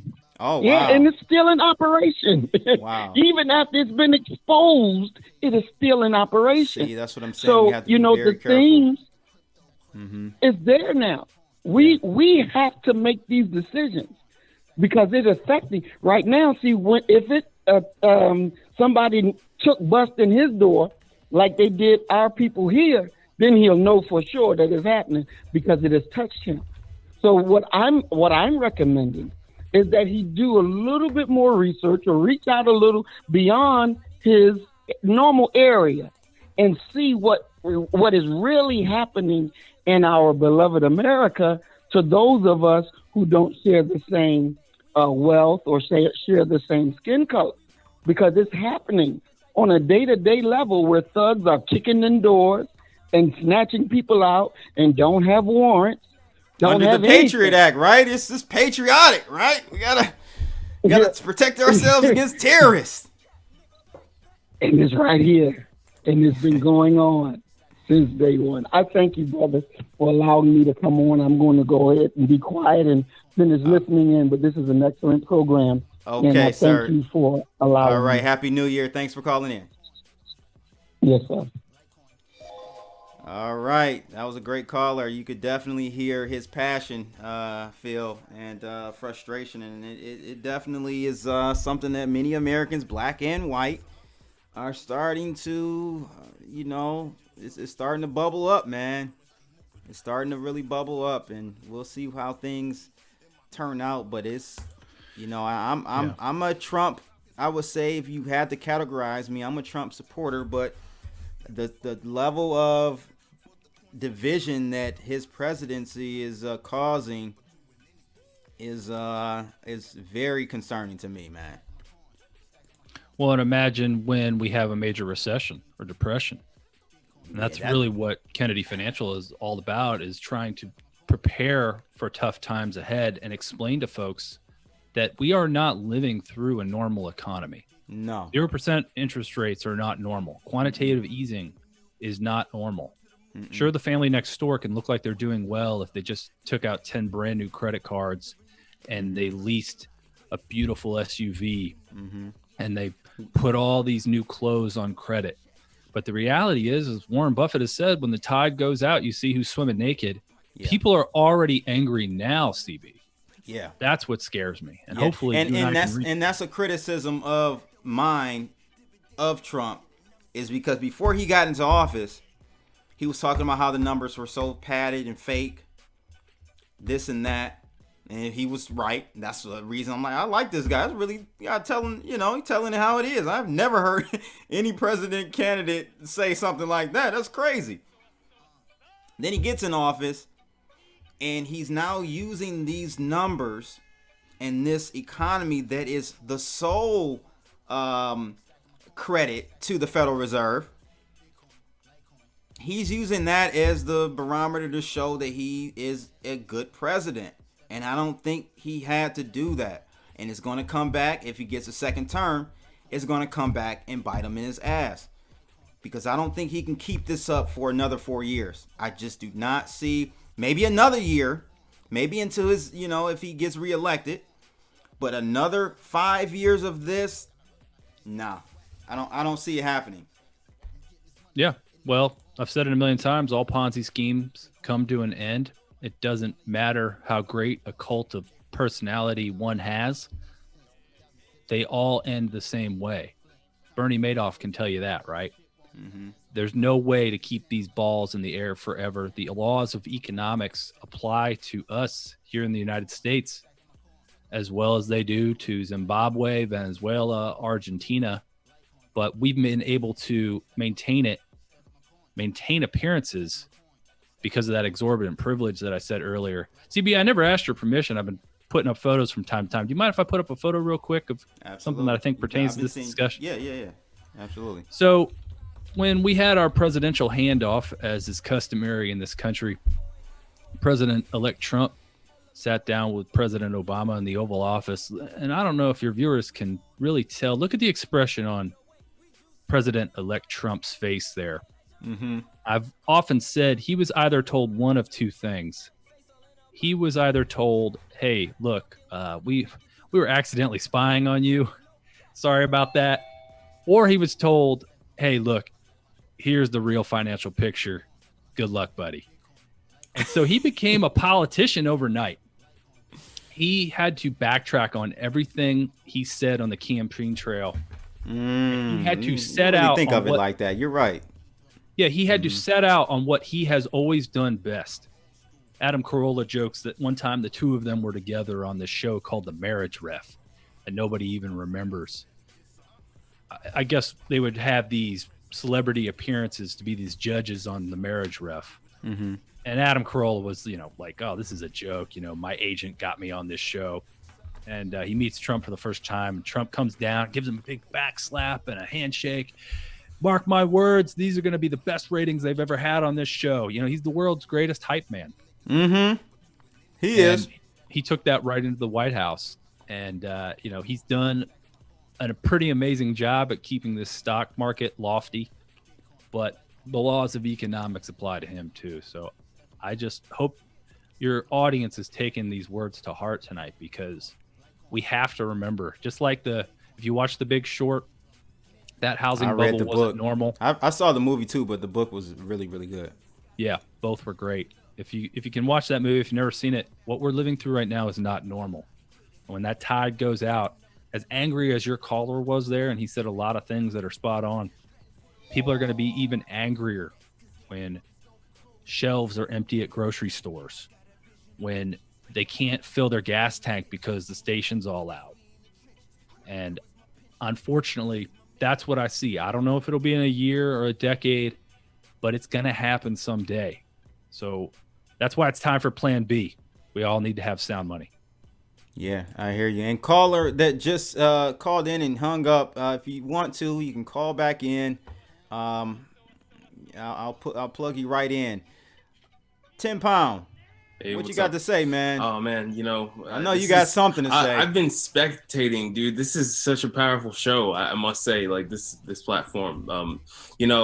Jim, you're right about the sound money, and also, have you ever thought about the idea of becoming a nomad capitalist, just going where you're treated best? I know you guys were talking about Costa Rica and Sweden, but the idea of just taking your satoshis where they go the furthest, and where the government would be more, I'd say, actually dedicated to the cause of adoption and just true sound money. Because obviously it's not happening here in America. Like, we have the frameworks under the Constitution for sound money, but that's been completely obliterated and somewhat abolished by the powers that be and the multinational corporations. I'm gonna be honest with you, man. I'm with Phil. I don't think there's anywhere really else to go. I think we're the best home on a bad block. We have a global currency in our favor to leverage. The petrodollar, as some call it, is the most circulated dollar in the world globally. So we still have some leeway, and that's why we're able to get away with the money printing the way we are and run up these deficits the way we can. Is because the world is pegged to the dollar in a sense, So what about the idea of de-dollarization when the ship comes? Yeah, exactly. But it's coming. What about Singapore or Switzerland and some places that actually look at cryptocurrency as legitimate means of transacting value? Switzerland is a good seems to be a good place. But what does it look like my black ass in Switzerland? I don't know. I have to stay here, man, because I still think the most opportunity is here. I think I don't know. Personally, I think that the motherland, Africa, like you could go over there, on $20,000 and like get a beautiful mansion, practically marble floor, beautiful port to shore. Right. And Africa has China's already there. Exactly. You got to follow what the next leaders of this world, which is going to be China, like it or not. Yep. Facts. You got to follow where they're going. China, Africa is it. However, Africa is corrupt too. Africa's more corrupt than So it's like I'm leaving. It's the grass greener on the other side. The 80-20 philosophy here. Am I giving up 80% to go gain 20? Well, that's the thing. You don't have to give it up. You can still keep your U.S. citizenship, but there's no actual reason that you should give it up. There's some people they want that expatriation status because they don't like what the government stands for. But there's always going to be oppressed and there's always going to be some government in the world that is going to try to ruin what other people build and destroy their liberties along the way. So it's just a matter of why not go back if you want to go back. Like, you were born here, why not? I hear you. Let's get this other caller on the line really quickly here. Let's see. Caller on the line. It's your boy Crypto Blood. I've got Phil on tonight. Off the chain. What's Who's up? calling in? What's up, man? This is John Hill. man. What's good? Man, of course I'm late, but interesting conversation y'all having. I just want to say, I heard what the other caller was saying before, the guy you got on here on video chat. And I agree and I understand frustration and stuff like that. But my whole thing is, people keep talking about, about running and going to this country or, fantasizing like, oh, if we do this, this will make the system better. And it's I don't think people really understand, the system ain't going to change, man. It's all of this one. What America is great at is giving you the perception that you have, these a choice, freedoms and liberties. Yeah, absolutely. You give that's them the whole game. You give them the Bloods and you give them the Crips. I mean, you give them the Democrats or you give them the Republicans, and pick. Yeah, now you have a choice. Exactly, it's one big game, man. And I mean, nothing's going to change until you have a system that the incentive structure is different. And what I mean by that is we live in a capitalist society. And in a capitalist society, you have winners and losers. You got to have more losers than winners. But to keep everybody in line, you dangle that carrot out. You can get it too. You can live the American dream. And with the caller before, his frustration is, and why blacks are targeted in this country and have always been targeted in this country, it's simply because we're casted as the bottom. So, because there has to be a loser in the game. Yes. If there ain't a loser, mathematically there has to be, right? Yeah. Statistically, that's what you designated too. So they put you through all these hoops and ladders and all these, all this propaganda, oh, you just got to get education. Oh, you got to do this, you got to do that. And it's the whole game is, no, we're going to keep you on the bottom. We're just going to give you these excuses why you don't have, what the winners have. And the real winners, everybody knows the real winners, is really the people that have real capital. Everybody else out here talk about their capitalists. They really capitalists with no capital. If you're middle class, you don't really have no capital. You might have some things. You might have some things on paper that save you over time. But you don't really own it. You're making payments on it. This is one big ass game. And like I said, you don't own your house. You pay. No, you don't. That deed. You still don't own it. Stop Most paying people don't those own their taxes. car. Stop paying those taxes. Exactly. See what happens. Exactly. Your Most car, people don't own their car. Even if you own it outright, stop paying the tags and the renewals every year. You're gonna be taxed. You're gonna be penalized for owning something outright. Exactly. You still so. It's an illusion, but again, what other country is any better though? Give me a country that is operating in a way better than this. There's no unicorn. No. There's no utopia. I mean, is what I'm trying to say. There's no utopia anywhere. I don't think. No, because it goes back to my point. Like the incentive structure is based off of, you got to have assets and capital to actually, have power.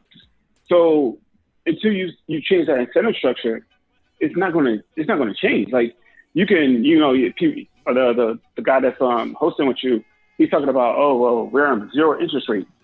That the economy shouldn't run off of zero interest rate. Like they can make it up as they go. It doesn't matter if people believe in it. If people never check it, it can go on for the next 100 years. Like I think people have this idea like, oh, things are supposed to be like this. And really, it's all just a game to keep you believing in the system.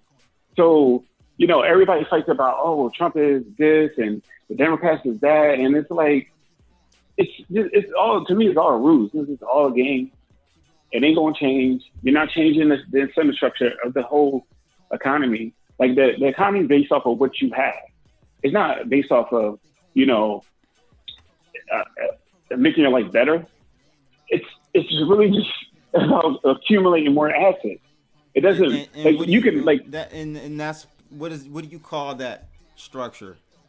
Would you call that capitalism, or is it something a little bit more perverted? Is it crony capitalism to you that we're operating in? Is it capitalism? What do you think it is? I mean personally, it really doesn't matter what you call it. My thing is, if you have that incentive structure, you can call it, you can call it, whatever. You can call it social. You can call it whatever you want, whatever title you want. My point is that incentive structure has to be changed because economics control how people act. Economics control the social norms. Yes. Not, how people are moral or what their religion is. No, whatever their economic position is how they're going to react. If they're at the bottom and, they got to eat every day, they're going to take risks so they can eat. Like, that's just, self-preservation. That's just what it is. And people look at those people and be like, oh, well, why are they so crazy? Why are they acting like this? Because I can't get a job. Yeah, exactly. Exactly. Like, it really comes, it's really that and simple. You see that a lot in the black communities. People say not giving opportunities. Huh? Not giving opportunities. Right, but I'm saying you see people call from the outside looking in there that don't come from the hood or whatever. They can't understand that. They say, well, all you have to do is go get a job, earn an honest dollar. Well, when you can't, you're discriminated and you can't get a job above minimum wage, which is living in poverty, which is actually a torture, because you're going to work, exerting energy to get paid something that doesn't even do anything for you. So it's a number. It's not one thing. It's a number of things that affect inner city individuals, black or white, but black more so. That it's not just one thing. Yeah, but it's all by design. It's all to keep you there. It's they create the government creates the winners and losers. That tax plan by Trump. I know you're a Trump supporter or whatever, and I'm really indifferent with the whole process. I don't care because like I said, I understand it's just a game. It is a game, and I understand that too. Yeah. I don't put my faith in Trump. Like my man Todd said. Yeah. I'm gonna make money regardless. So yeah, but that Trump tax plan that was passed, I think it was 18 or 17, and then I think it was enacted or went in effect 18. That plan, it gave billions of dollars to people that already, have capital. And right there, that's creating the winners. Like you're giving people that have capital more capital. And you're taxing, which a lot of those taxes go in effect in 2026, I believe, to the middle and poor classes. And it's like people, get all caught up in like the whole game with the Democrats and Republicans. They have the same economic policy. They have the they will sit there and cut taxes for the rich. They will, it'd be endless wars, both sides. It's always for those who have capital. The only difference is with Democrats is, okay, they're pro-gay marriage. That's it. It's social. It's about the social. That's how, these people that support the Democrats get caught up because they're like, well, we got to give people like that, that. But it's more gay. I think it's more dangerous, the Democrat agenda, because it's under the guise of them actually saying that they're helping the especially I think where I am so angry at the Democrat side of things is because I'm black, you're black, and Democrats ain't helped blacks in I don't know when. It's been a long time they have actually truly helped that 60s. Community. Maybe. Mid-60s. Yeah, maybe mid-60s. They haven't helped, so they run this campaign, and our black people bite it, they gobble it up. They think that the Democratic. It's just more so that the Republicans don't offer any real solutions, and they're not going to try to pander to offer you a real solution. Not so as much. I think it's more so. I don't think so. More so, black people eating it up. It's voting against. You already know the Republicans ain't doing nothing for you. So somebody's lying to you. I'm not saying the lie. You're gonna go with the lie more so than somebody that's telling you outright like, oh, well, he ain't gonna do shit for you, whatever. But like I said, that's just all in. That's all in the game. You're still at the bottom regardless. Yeah. You're still at the bottom regardless. My whole thing is, and that's why I was hoping with this whole crypto stuff was like people would see and start to understand okay, we can create a different system where the incentive structure is basically based off of improving life, based off of your knowledge, based off of, those type of, that type of incentive structure is more so than resources. But honestly, all you have now is just people pump and dump and a bunch of schemes and centralized Bitcoin. It's the same system. It's just, and people are looking at, the whole system, like crypto, the same way. That's why we were talking about a couple weeks ago about the PR, issue it had. Yeah. And I was saying, you got to create an incentive for people to use it. Yeah. Now, if you create this, if you broke down the whole system, okay, no matter what you're doing, this is the outcome, and these are the ramifications of it. You're living it now, and you built a system based off of, a different incentive structure. Maybe that would catch on. But the way it's currently being, constructed, it's just an old system, just replace digital. And now it's even more dangerous because, with certain coins, you can look on the blockchain and now you can track somebody's spending. If they don't, go to a BTC, watching the mixer. BTC or the demo or whatever. Mm-hmm. Yeah, the mixer. So it presents even a bigger risk. It does. So the trajectory is going. Yeah, that's why I know. And I don't it's mind blowing that people, are. But I understand people. They're seeing the game for what it is. They're seeing the game just like the old game, and you're making the same mistakes. People are just making the same mistakes, and that's why there's so many scams, and that's why there's so many pumps and dumps, and that's why you have so many coins now that people are just like, oh, well, this is the biggest coin, and you got Hex now. It's this is why you have all this stuff, because everybody's just trying to get rich off of this so they can play the old game. Yeah, it's the haves and have-nots in crypto as well. I mean, can I jump in, CB? Yeah, absolutely. Because, I hear the frustration in your caller's voice, and frankly, I suffer from the same fear and greed aspects of crypto that I think a lot of us have dealt with over the last couple years. But if I could take him back to 2011, I just had Da Vinci on my show. Everybody, I'm sure, on the CB audience is familiar with him. Yep. And if you're not, go find old videos of him talking about Bitcoin and June 2011, where he's saying, hey, everybody needs to get some of this stuff. But I joked that back in June 2011, we had the Da Vinci pump. He talks about it on June 1st, 2011 at $9, and it pumps to 30. And I had him on my show yesterday, and he said, Phil, I bought all the way up, and I sat there on it for nearly 2 years. I mean, for the folks on the live stream, they can see this chart. Bitcoin didn't get back to $30 until February 2013. So that's like a 2-year wait. And I imagine a lot of people were saying, you know what? I'm sick and tired of this. You know, this thing isn't going to work out. You know, this magic internet money, there it goes again, right? I just firmly believe that Bitcoin is here to stay. It's going to be a wild ride. It's going to remain volatile. Men are not angels. I don't think, but see, that's the thing though. I don't think John Hill is talking about whether or not it's going to be here to stay. Is it going to be a asset class that's going to change something? Is it going to be something that's going to change the inequality? That's the whole point of crypto. Yeah, you know, exactly. Bitcoin, it was birthed out of 2008. You know, is it going to do what it was intended to do?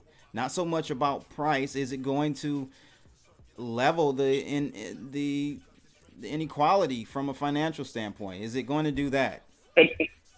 And that's what people are searching for. And I don't think people, like, whether they're conscious of it or unconscious of it, that's what they're searching for. That's what they were looking for with Trump. And that's why, you know, that whole election, yeah, they were. I was betting that there was a betting site. There's a betting site you could bet on politics.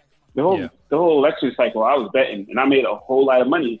And I had to bet that Trump would win. I was telling people, like from February of 2016, that if Hillary Clinton was the candidate, that she was going to lose, whatever.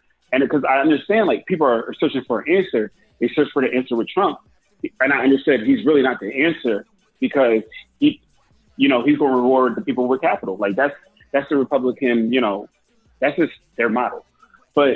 And now, we come in this election cycle, people are going to probably look for Bernie Sanders. That's why I keep saying, if he's the nominee, I see a landslide because he's going to give people, what they think is an answer. But really, all he's doing is, he's just prolonging an inevitable collapse.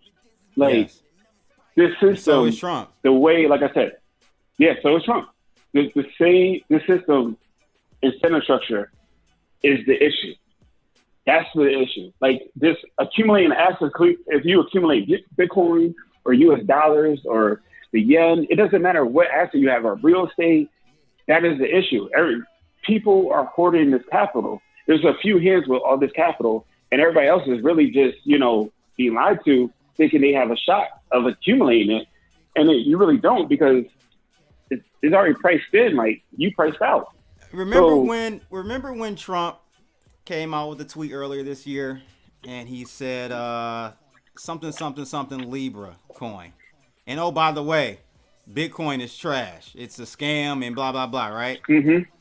And oh man, the Trump supporters, the Trump Bitcoin supporters were in a tizzy with that one. They were like, oh, he was just saying that just to say it, and da da da. I'm like, no, I like Trump, but I'm also a realist. I know he's not for sound money. Sound money did not make him billions of dollars. You know what I'm saying? Easy money made him billions of dollars. He's a capitalist. So no, he's not going to like Bitcoin from the aspect of him being the president and kind of under that umbrella of wanting to keep this economy under the illusion that it's doing well. Bitcoin does not aid in that. So no, he will not like Bitcoin. And that's what people fail to realize. Like, he is not a Bitcoin lover because he's a capitalist that loves cheap money.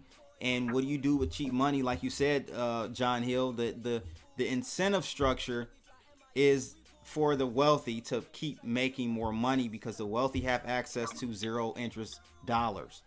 What do they do with those made up monies?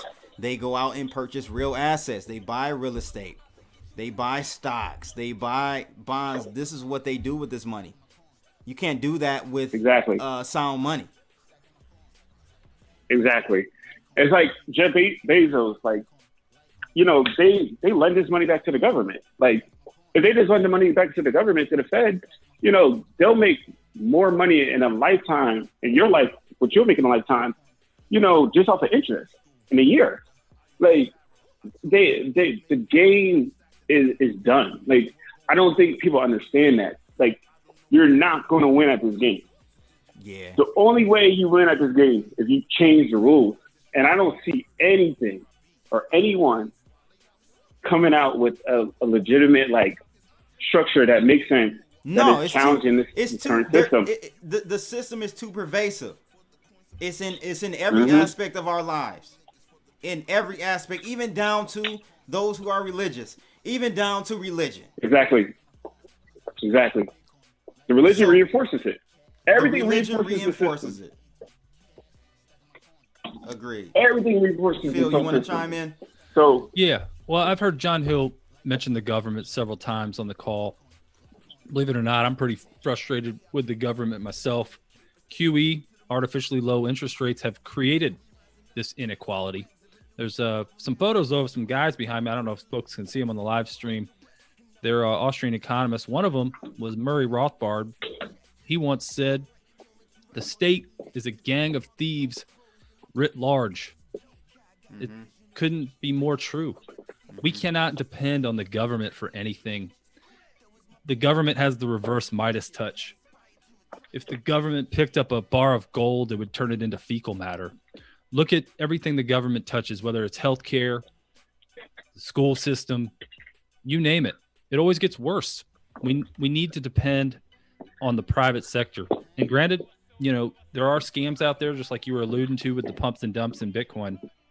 But a real free market is honest because it holds people accountable when they make poor decisions. Circuit City's gone, Radio Shack gone.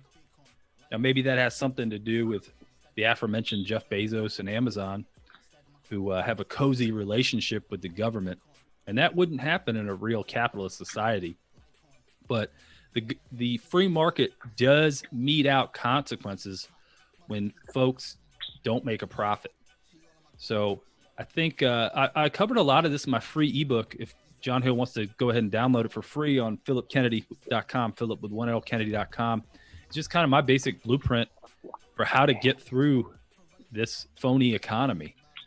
And so in a free market, Phil, what is a free in your case? Because I see that you really studied the Austrian School of Economics. What would they have to say about an Amazon?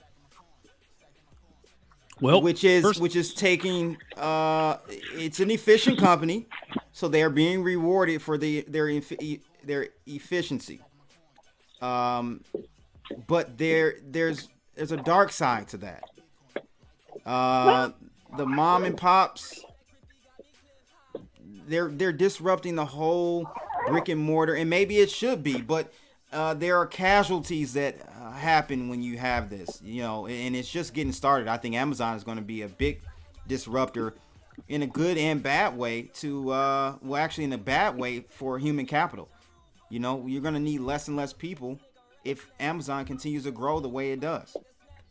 Well, we just went through this holiday season, right? And I don't know about you, CB, but I ordered a lot of Amazon packages. Yep. And every time I get one, I'm always astounded. I'm like, how can they deliver an item this size and still make a profit? Peter Schiff was talking about how he's down in Puerto Rico now because he's trying to avoid the government's confiscatory taxes. And he's no longer able to vote in elections, but he's like, hey, that's fine. I get to only pay a 4% federal tax or whatever it is. But, he's down there. He's trying to fill his new condo with different items that he needs. And he bought a bunch of televisions. And Amazon's like shipping these HD televisions down to his Puerto Rico condo for free with Prime shipping. Yeah, they're losing money. Like, how's that possible? So there's something fishy going on. It's because essentially, the government controls shipping in the form of the U.S. Postal Service. I think Amazon would have to be more cost sensitive if we really had a pure free market here in the U.S., which we don't. As your caller has alluded to, we have a crony capitalist. Can I chime in real quick? Yeah, go ahead. Can I chime in real quick because I understand where you're coming from, and I understand like Austrian economics and stuff like that. I studied it during the class, and like I said, like I understand this perspective, but that lies the problem. Like your solution is again, like it goes to the free market. But what I've been stressing, and it's not frustration, it's just I'm just telling you what it is. Is like the free market incentivizes people to accumulate assets. That's the whole purpose of the free market argument. And that's the issue. That's what people are feeling. They're seeing that system, whether they're, like I said, they're conscious or not, they understand it or not. That's the system that is actually oppressing them, because the system as we are now is a few people have capital and have assets, and the rest are really just being lied to. And so to say that the solution is, freeing up the markets and a real free market society, like economy, that's not the solution. And like I said, my point is, you're going to have to come up with some other incentive structure besides accumulating assets in this free market argument, because you're going to always run into this issue. This issue isn't new. You always have these, if you look at the course of history, you always have these periods where the people that have capital and have assets accumulate so much that it leads to an unstable economy. And it leads to like the Great Depression. It leads to, like the panics of 1873. And that's a result of somewhat of a capitalistic system structure. That's what capitalism does. So until people understand that and come up with a real incentive structure that rewards, like I said, improving life and rewarding knowledge, not asset accumulation, then you're going to keep running into these problems. And I'm not saying that's a utopia and that's going to, solve all the issues. There's always going to be flaws within any system, but maybe that's a little bit more freer system than this, because right now you're just honestly like what you're spilling back to me is but propaganda, because we're living this out. We're living the ramifications of the free market. It might not be as free as it was in the 20s, but the same objective is still there. Is the people that are accumulating assets, accumulating capital, that's what they're doing. And that's who's setting the government policy. It's not the government, it's its own entity, and it's free willy just screwing everybody. No, the government is being paid by the people with capital. They set the agenda. There's been studies. This is like, to come to me with that argument is like kind of an insult to me, because not even kind of, it's an insult to me, because I understand like your rhetoric. That's not the solution. That's not the solution at all. That you're trying to skew it to your point of view, but this whole time I've been talking about what's the issue. The issue is the incentive structure. But other than that, I'm gonna listen offline because I gotta go. But okay, man. Good talking Thanks to for you. calling in, John Hill. And I'll definitely always appreciate it. I'll keep watching, dog. All right, man. All right. I think my thing, Phil, is that free markets to me, it just because it's a free market doesn't mean fair market, I guess is what my takeaway from what you're saying here. Free markets do not equate to fair markets. Would you agree with that, or no? You give me pushback on that. Well, men aren't angels. Mm-hmm. The fairest market we can have on this planet Earth is a free market. When we go shop around for a cell phone, we have many to choose from. Mm-hmm. Luckily, because we have some semblance of a free market. When I went out to go buy this laptop that's done a great job of allowing me to communicate with you tonight, I was able to shop around and pick the one I like. Unfortunately, anything that governments tend to control, they reduce freedom and quality at the same time. So, I definitely sympathize with a lot of the arguments that the caller was making, mm-hmm. but what I'm trying to convey is that the government is responsible for most of the problems that he's identifying. We have a central bank. Yeah, they are. They definitely are. But I'm just trying to think, because I, again, have yet to see an example of a free market. I don't think we even know if a free market is any better, because now you're talking about, I guess, I don't know what you envision a free market as. Is there still government intervention? Is there still oversight? I think you kind of alluded to that there would be, but you can't control power. Once you give them a little power, it becomes corrupt. I just don't see I don't see a gradient with that type of stuff. That's how we've gotten to this point, in my opinion. Well, once you had a central bank, they had power. The Federal Reserve is not independent from the government. In fact, Ben Bernanke himself said a lot of the reasons he made specific decisions is because he felt like he didn't want to embarrass the administration. How is there any independence in that? Isn't that crazy how they, to this day, keep that image up, like we're an independent entity, and that's the biggest bull load of crap I've ever heard. Right. And we just saw it here last year with Trump bullying Jerome Powell, and he buckled. He folded. Yeah. They were raising rates. Trump, I've never seen that in my life. Trump comes out, bullies them every other day, talking about Jerome Powell. And what do? Reverse course. We're living in the Matrix. We're living in a simulation. Everybody needs to take the red pill. We have to depend on ourselves. You can't depend on your local public official. It's up to you. I've been talking about student loans since as early as 2015 on my show. Opt out. That's why I made this t-shirt, Bitcoin and Litecoin, the greatest ways to opt out of this evil system. This is the first time we've had a chance to escape the fiat currency regime. And it's, I think, the greatest evolution to take place in our lifetimes.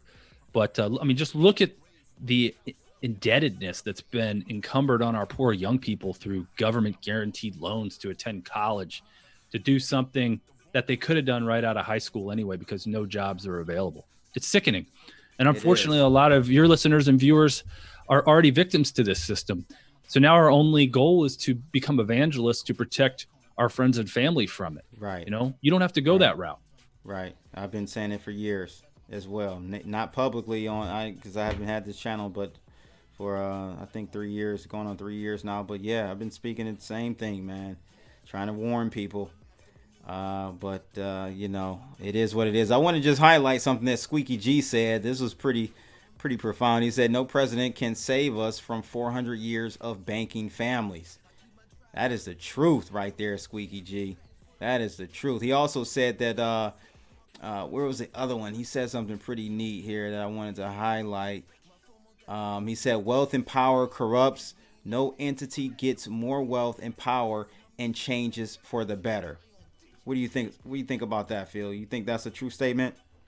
No, they like the status quo. That's why Trump came out with the Bitcoin tweet, right? Mm-hmm. They don't want anything to change. Yep. They want to remain in power. And for some reason, Bitcoin got its finger under the seam and they weren't paying attention to it. And now, as Trace Maris said, it's a force to be reckoned with. Everyone in your audience has the ability to declare their monetary sovereignty. And with something as simple as 12 words, they can accumulate wealth.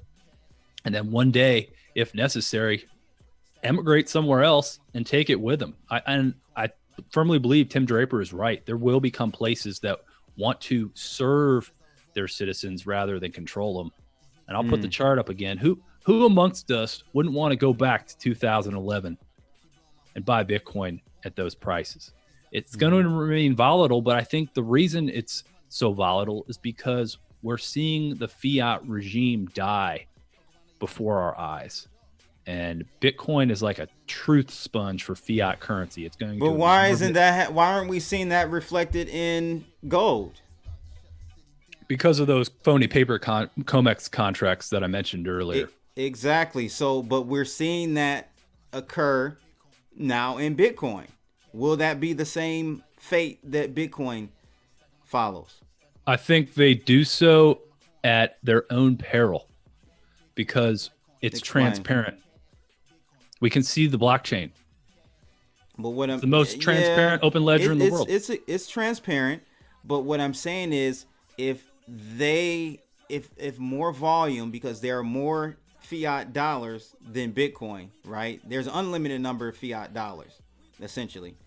So if they create this COMEX-like trading platform or market, can they take over influence over the spot price of Bitcoin by having these derivatives, quadrillion-dollar market of cryptocurrency derivatives one day? Could that suppress the price?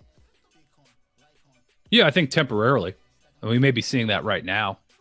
I mean, just BitMEX alone could be doing that for all we know. BitMEX is definitely the sole reason prices have been the way they have been. Right. For sure. But what about the long run? I think it would help us to just kind of knock a couple zeros off the Bitcoin price. Instead of thinking of it in thousands, let's think of it in tens.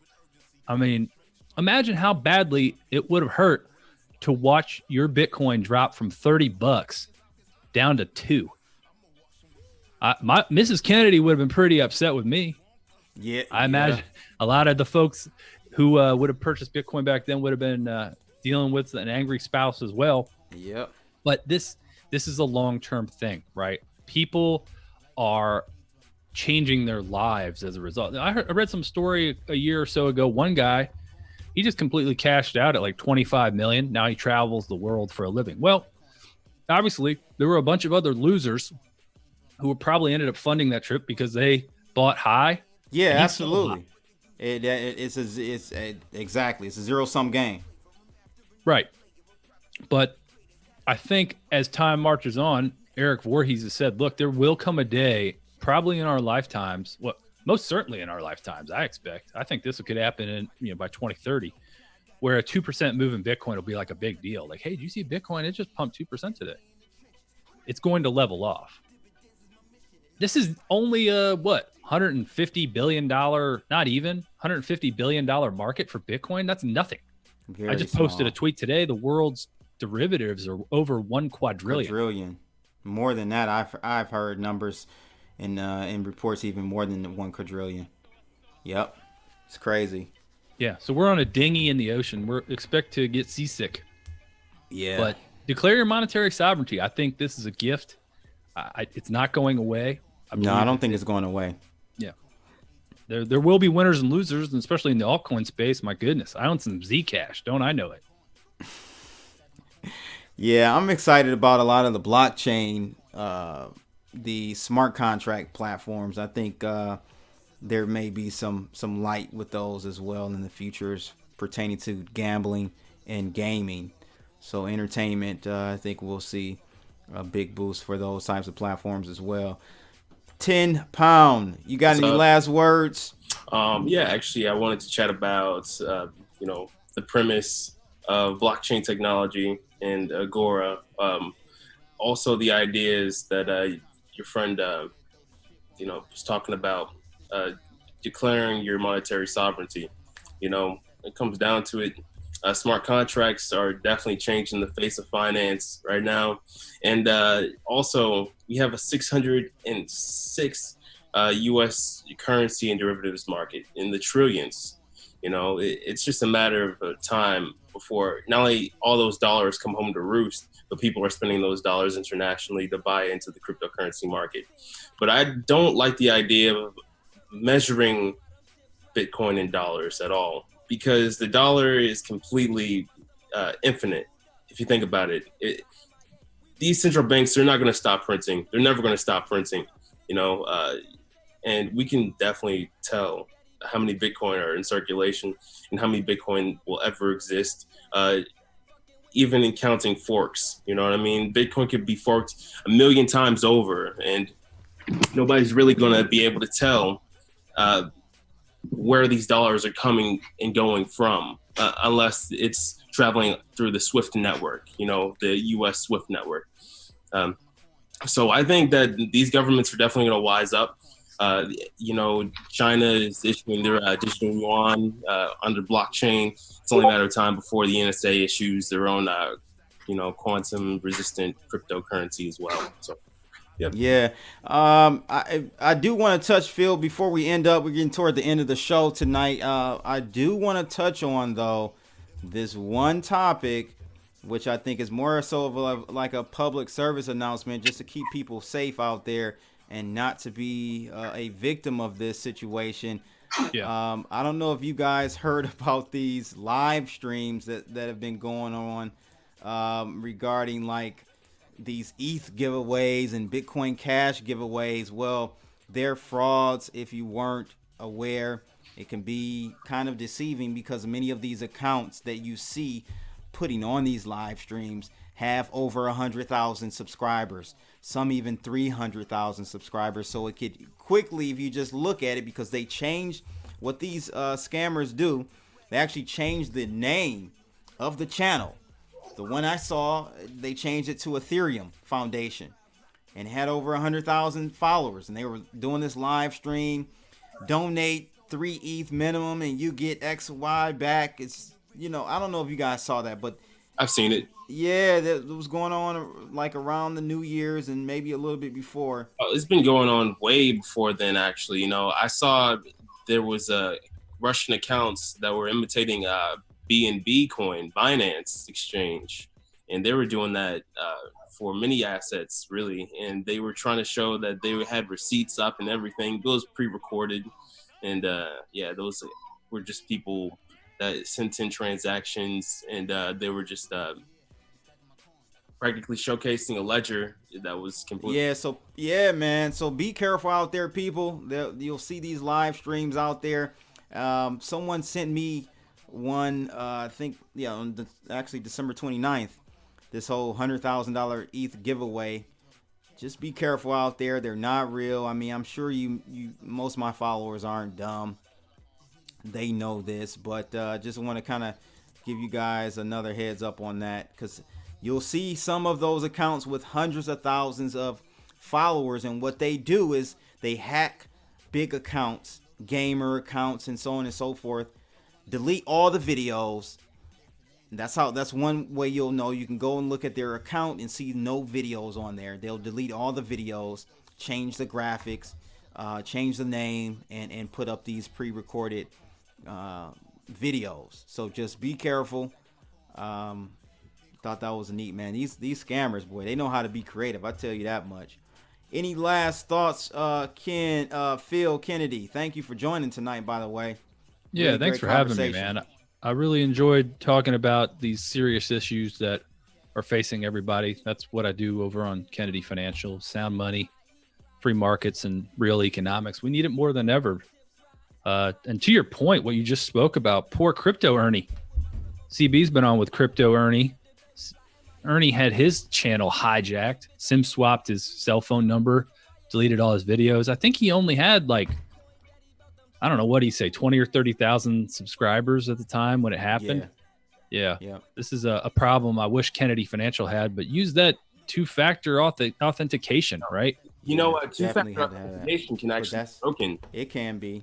Yep. Yeah, it can be. So even if you have the Google Authenticator, you're the still... Google Authenticator is much better. If you just have regular 2FA with the phone number. Oh yeah, that's what I meant. You got to have Authenticator. You don't want to, use your phone number and then get SIM swapped or whatever. Get SIM swapped, right? Right. You don't want that. You don't want to have that. See, this is why I can't run a Lightning node, because I don't know this stuff. Well, yeah, I always like to leave people. We talked about a lot of problems.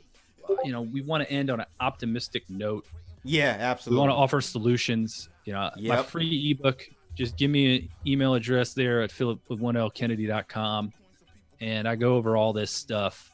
It was born out of dealing with my own situation, getting married, loaded up with student debt, found Dave Ramsey, went through his plan, and then 2008, 2009 happened, and I realized, you know what? He doesn't have all the answers. Right. It's almost like physics, right? Physics works because it's accurate on every part of the planet. If you followed Dave Ramsey's advice in Venezuela or Zimbabwe, you might not have much to show for it. So we got to have sound money. Imagine if, we were engineers and we were trying to build a bridge and the metric system was changing every day. What would that bridge turn out like? So I hopefully we've won some hearts and minds tonight. I know, maybe some of my rhetoric or propaganda frustrates some people, but the reality is we can't depend on government. We got to depend on ourselves. People are looking for solutions, and that's why they're turning into your show, CB. Absolutely. And again, man, I'm definitely going to have you back on, man. A great conversation, great callers. Thank you for all the callers. Also, guys, please hit that thumbs up to get more exposure to real conversations like this. This is what we need in the crypto space. All that went $100,000 Bitcoin coming next week. I'm going to tell you why on this video. Stay tuned to the end, all the way to the end. All the way to the end, people. Those videos, bad for the space. Yep. And so we got to have these types of real conversations. And I'm glad to see the ones that did tune in, participate tonight. Last thing, I've got new hoodies up, people. Check out the Holla hoodies. They're available now on cryptoblood.com under the men's section under apparel. So check it out if you guys are interested. I got 2 different colors going on right now with the logo on the back, Holla on the front. I think it was pretty fun hoodies there. So that's my new apparel in. Check that out. And that is pretty much it for tonight, ladies and gents. Pat, thanks for tuning in too, man. Always a pleasure having you on. I thought I lost you there a couple weeks ago. I hadn't seen you, so glad to see you back on, man. All right, people. That's pretty much it for tonight. Again, hit that like button, and I appreciate all of you tuning in. We out of here, people. Bitcoin, Litecoin, Ethereum, cash. Smoking on that crippy got me cliff high. Steam pot, heat rock, slingshot. Surfing through the city while them chips rise. Hot boy, do it big time. LMA with my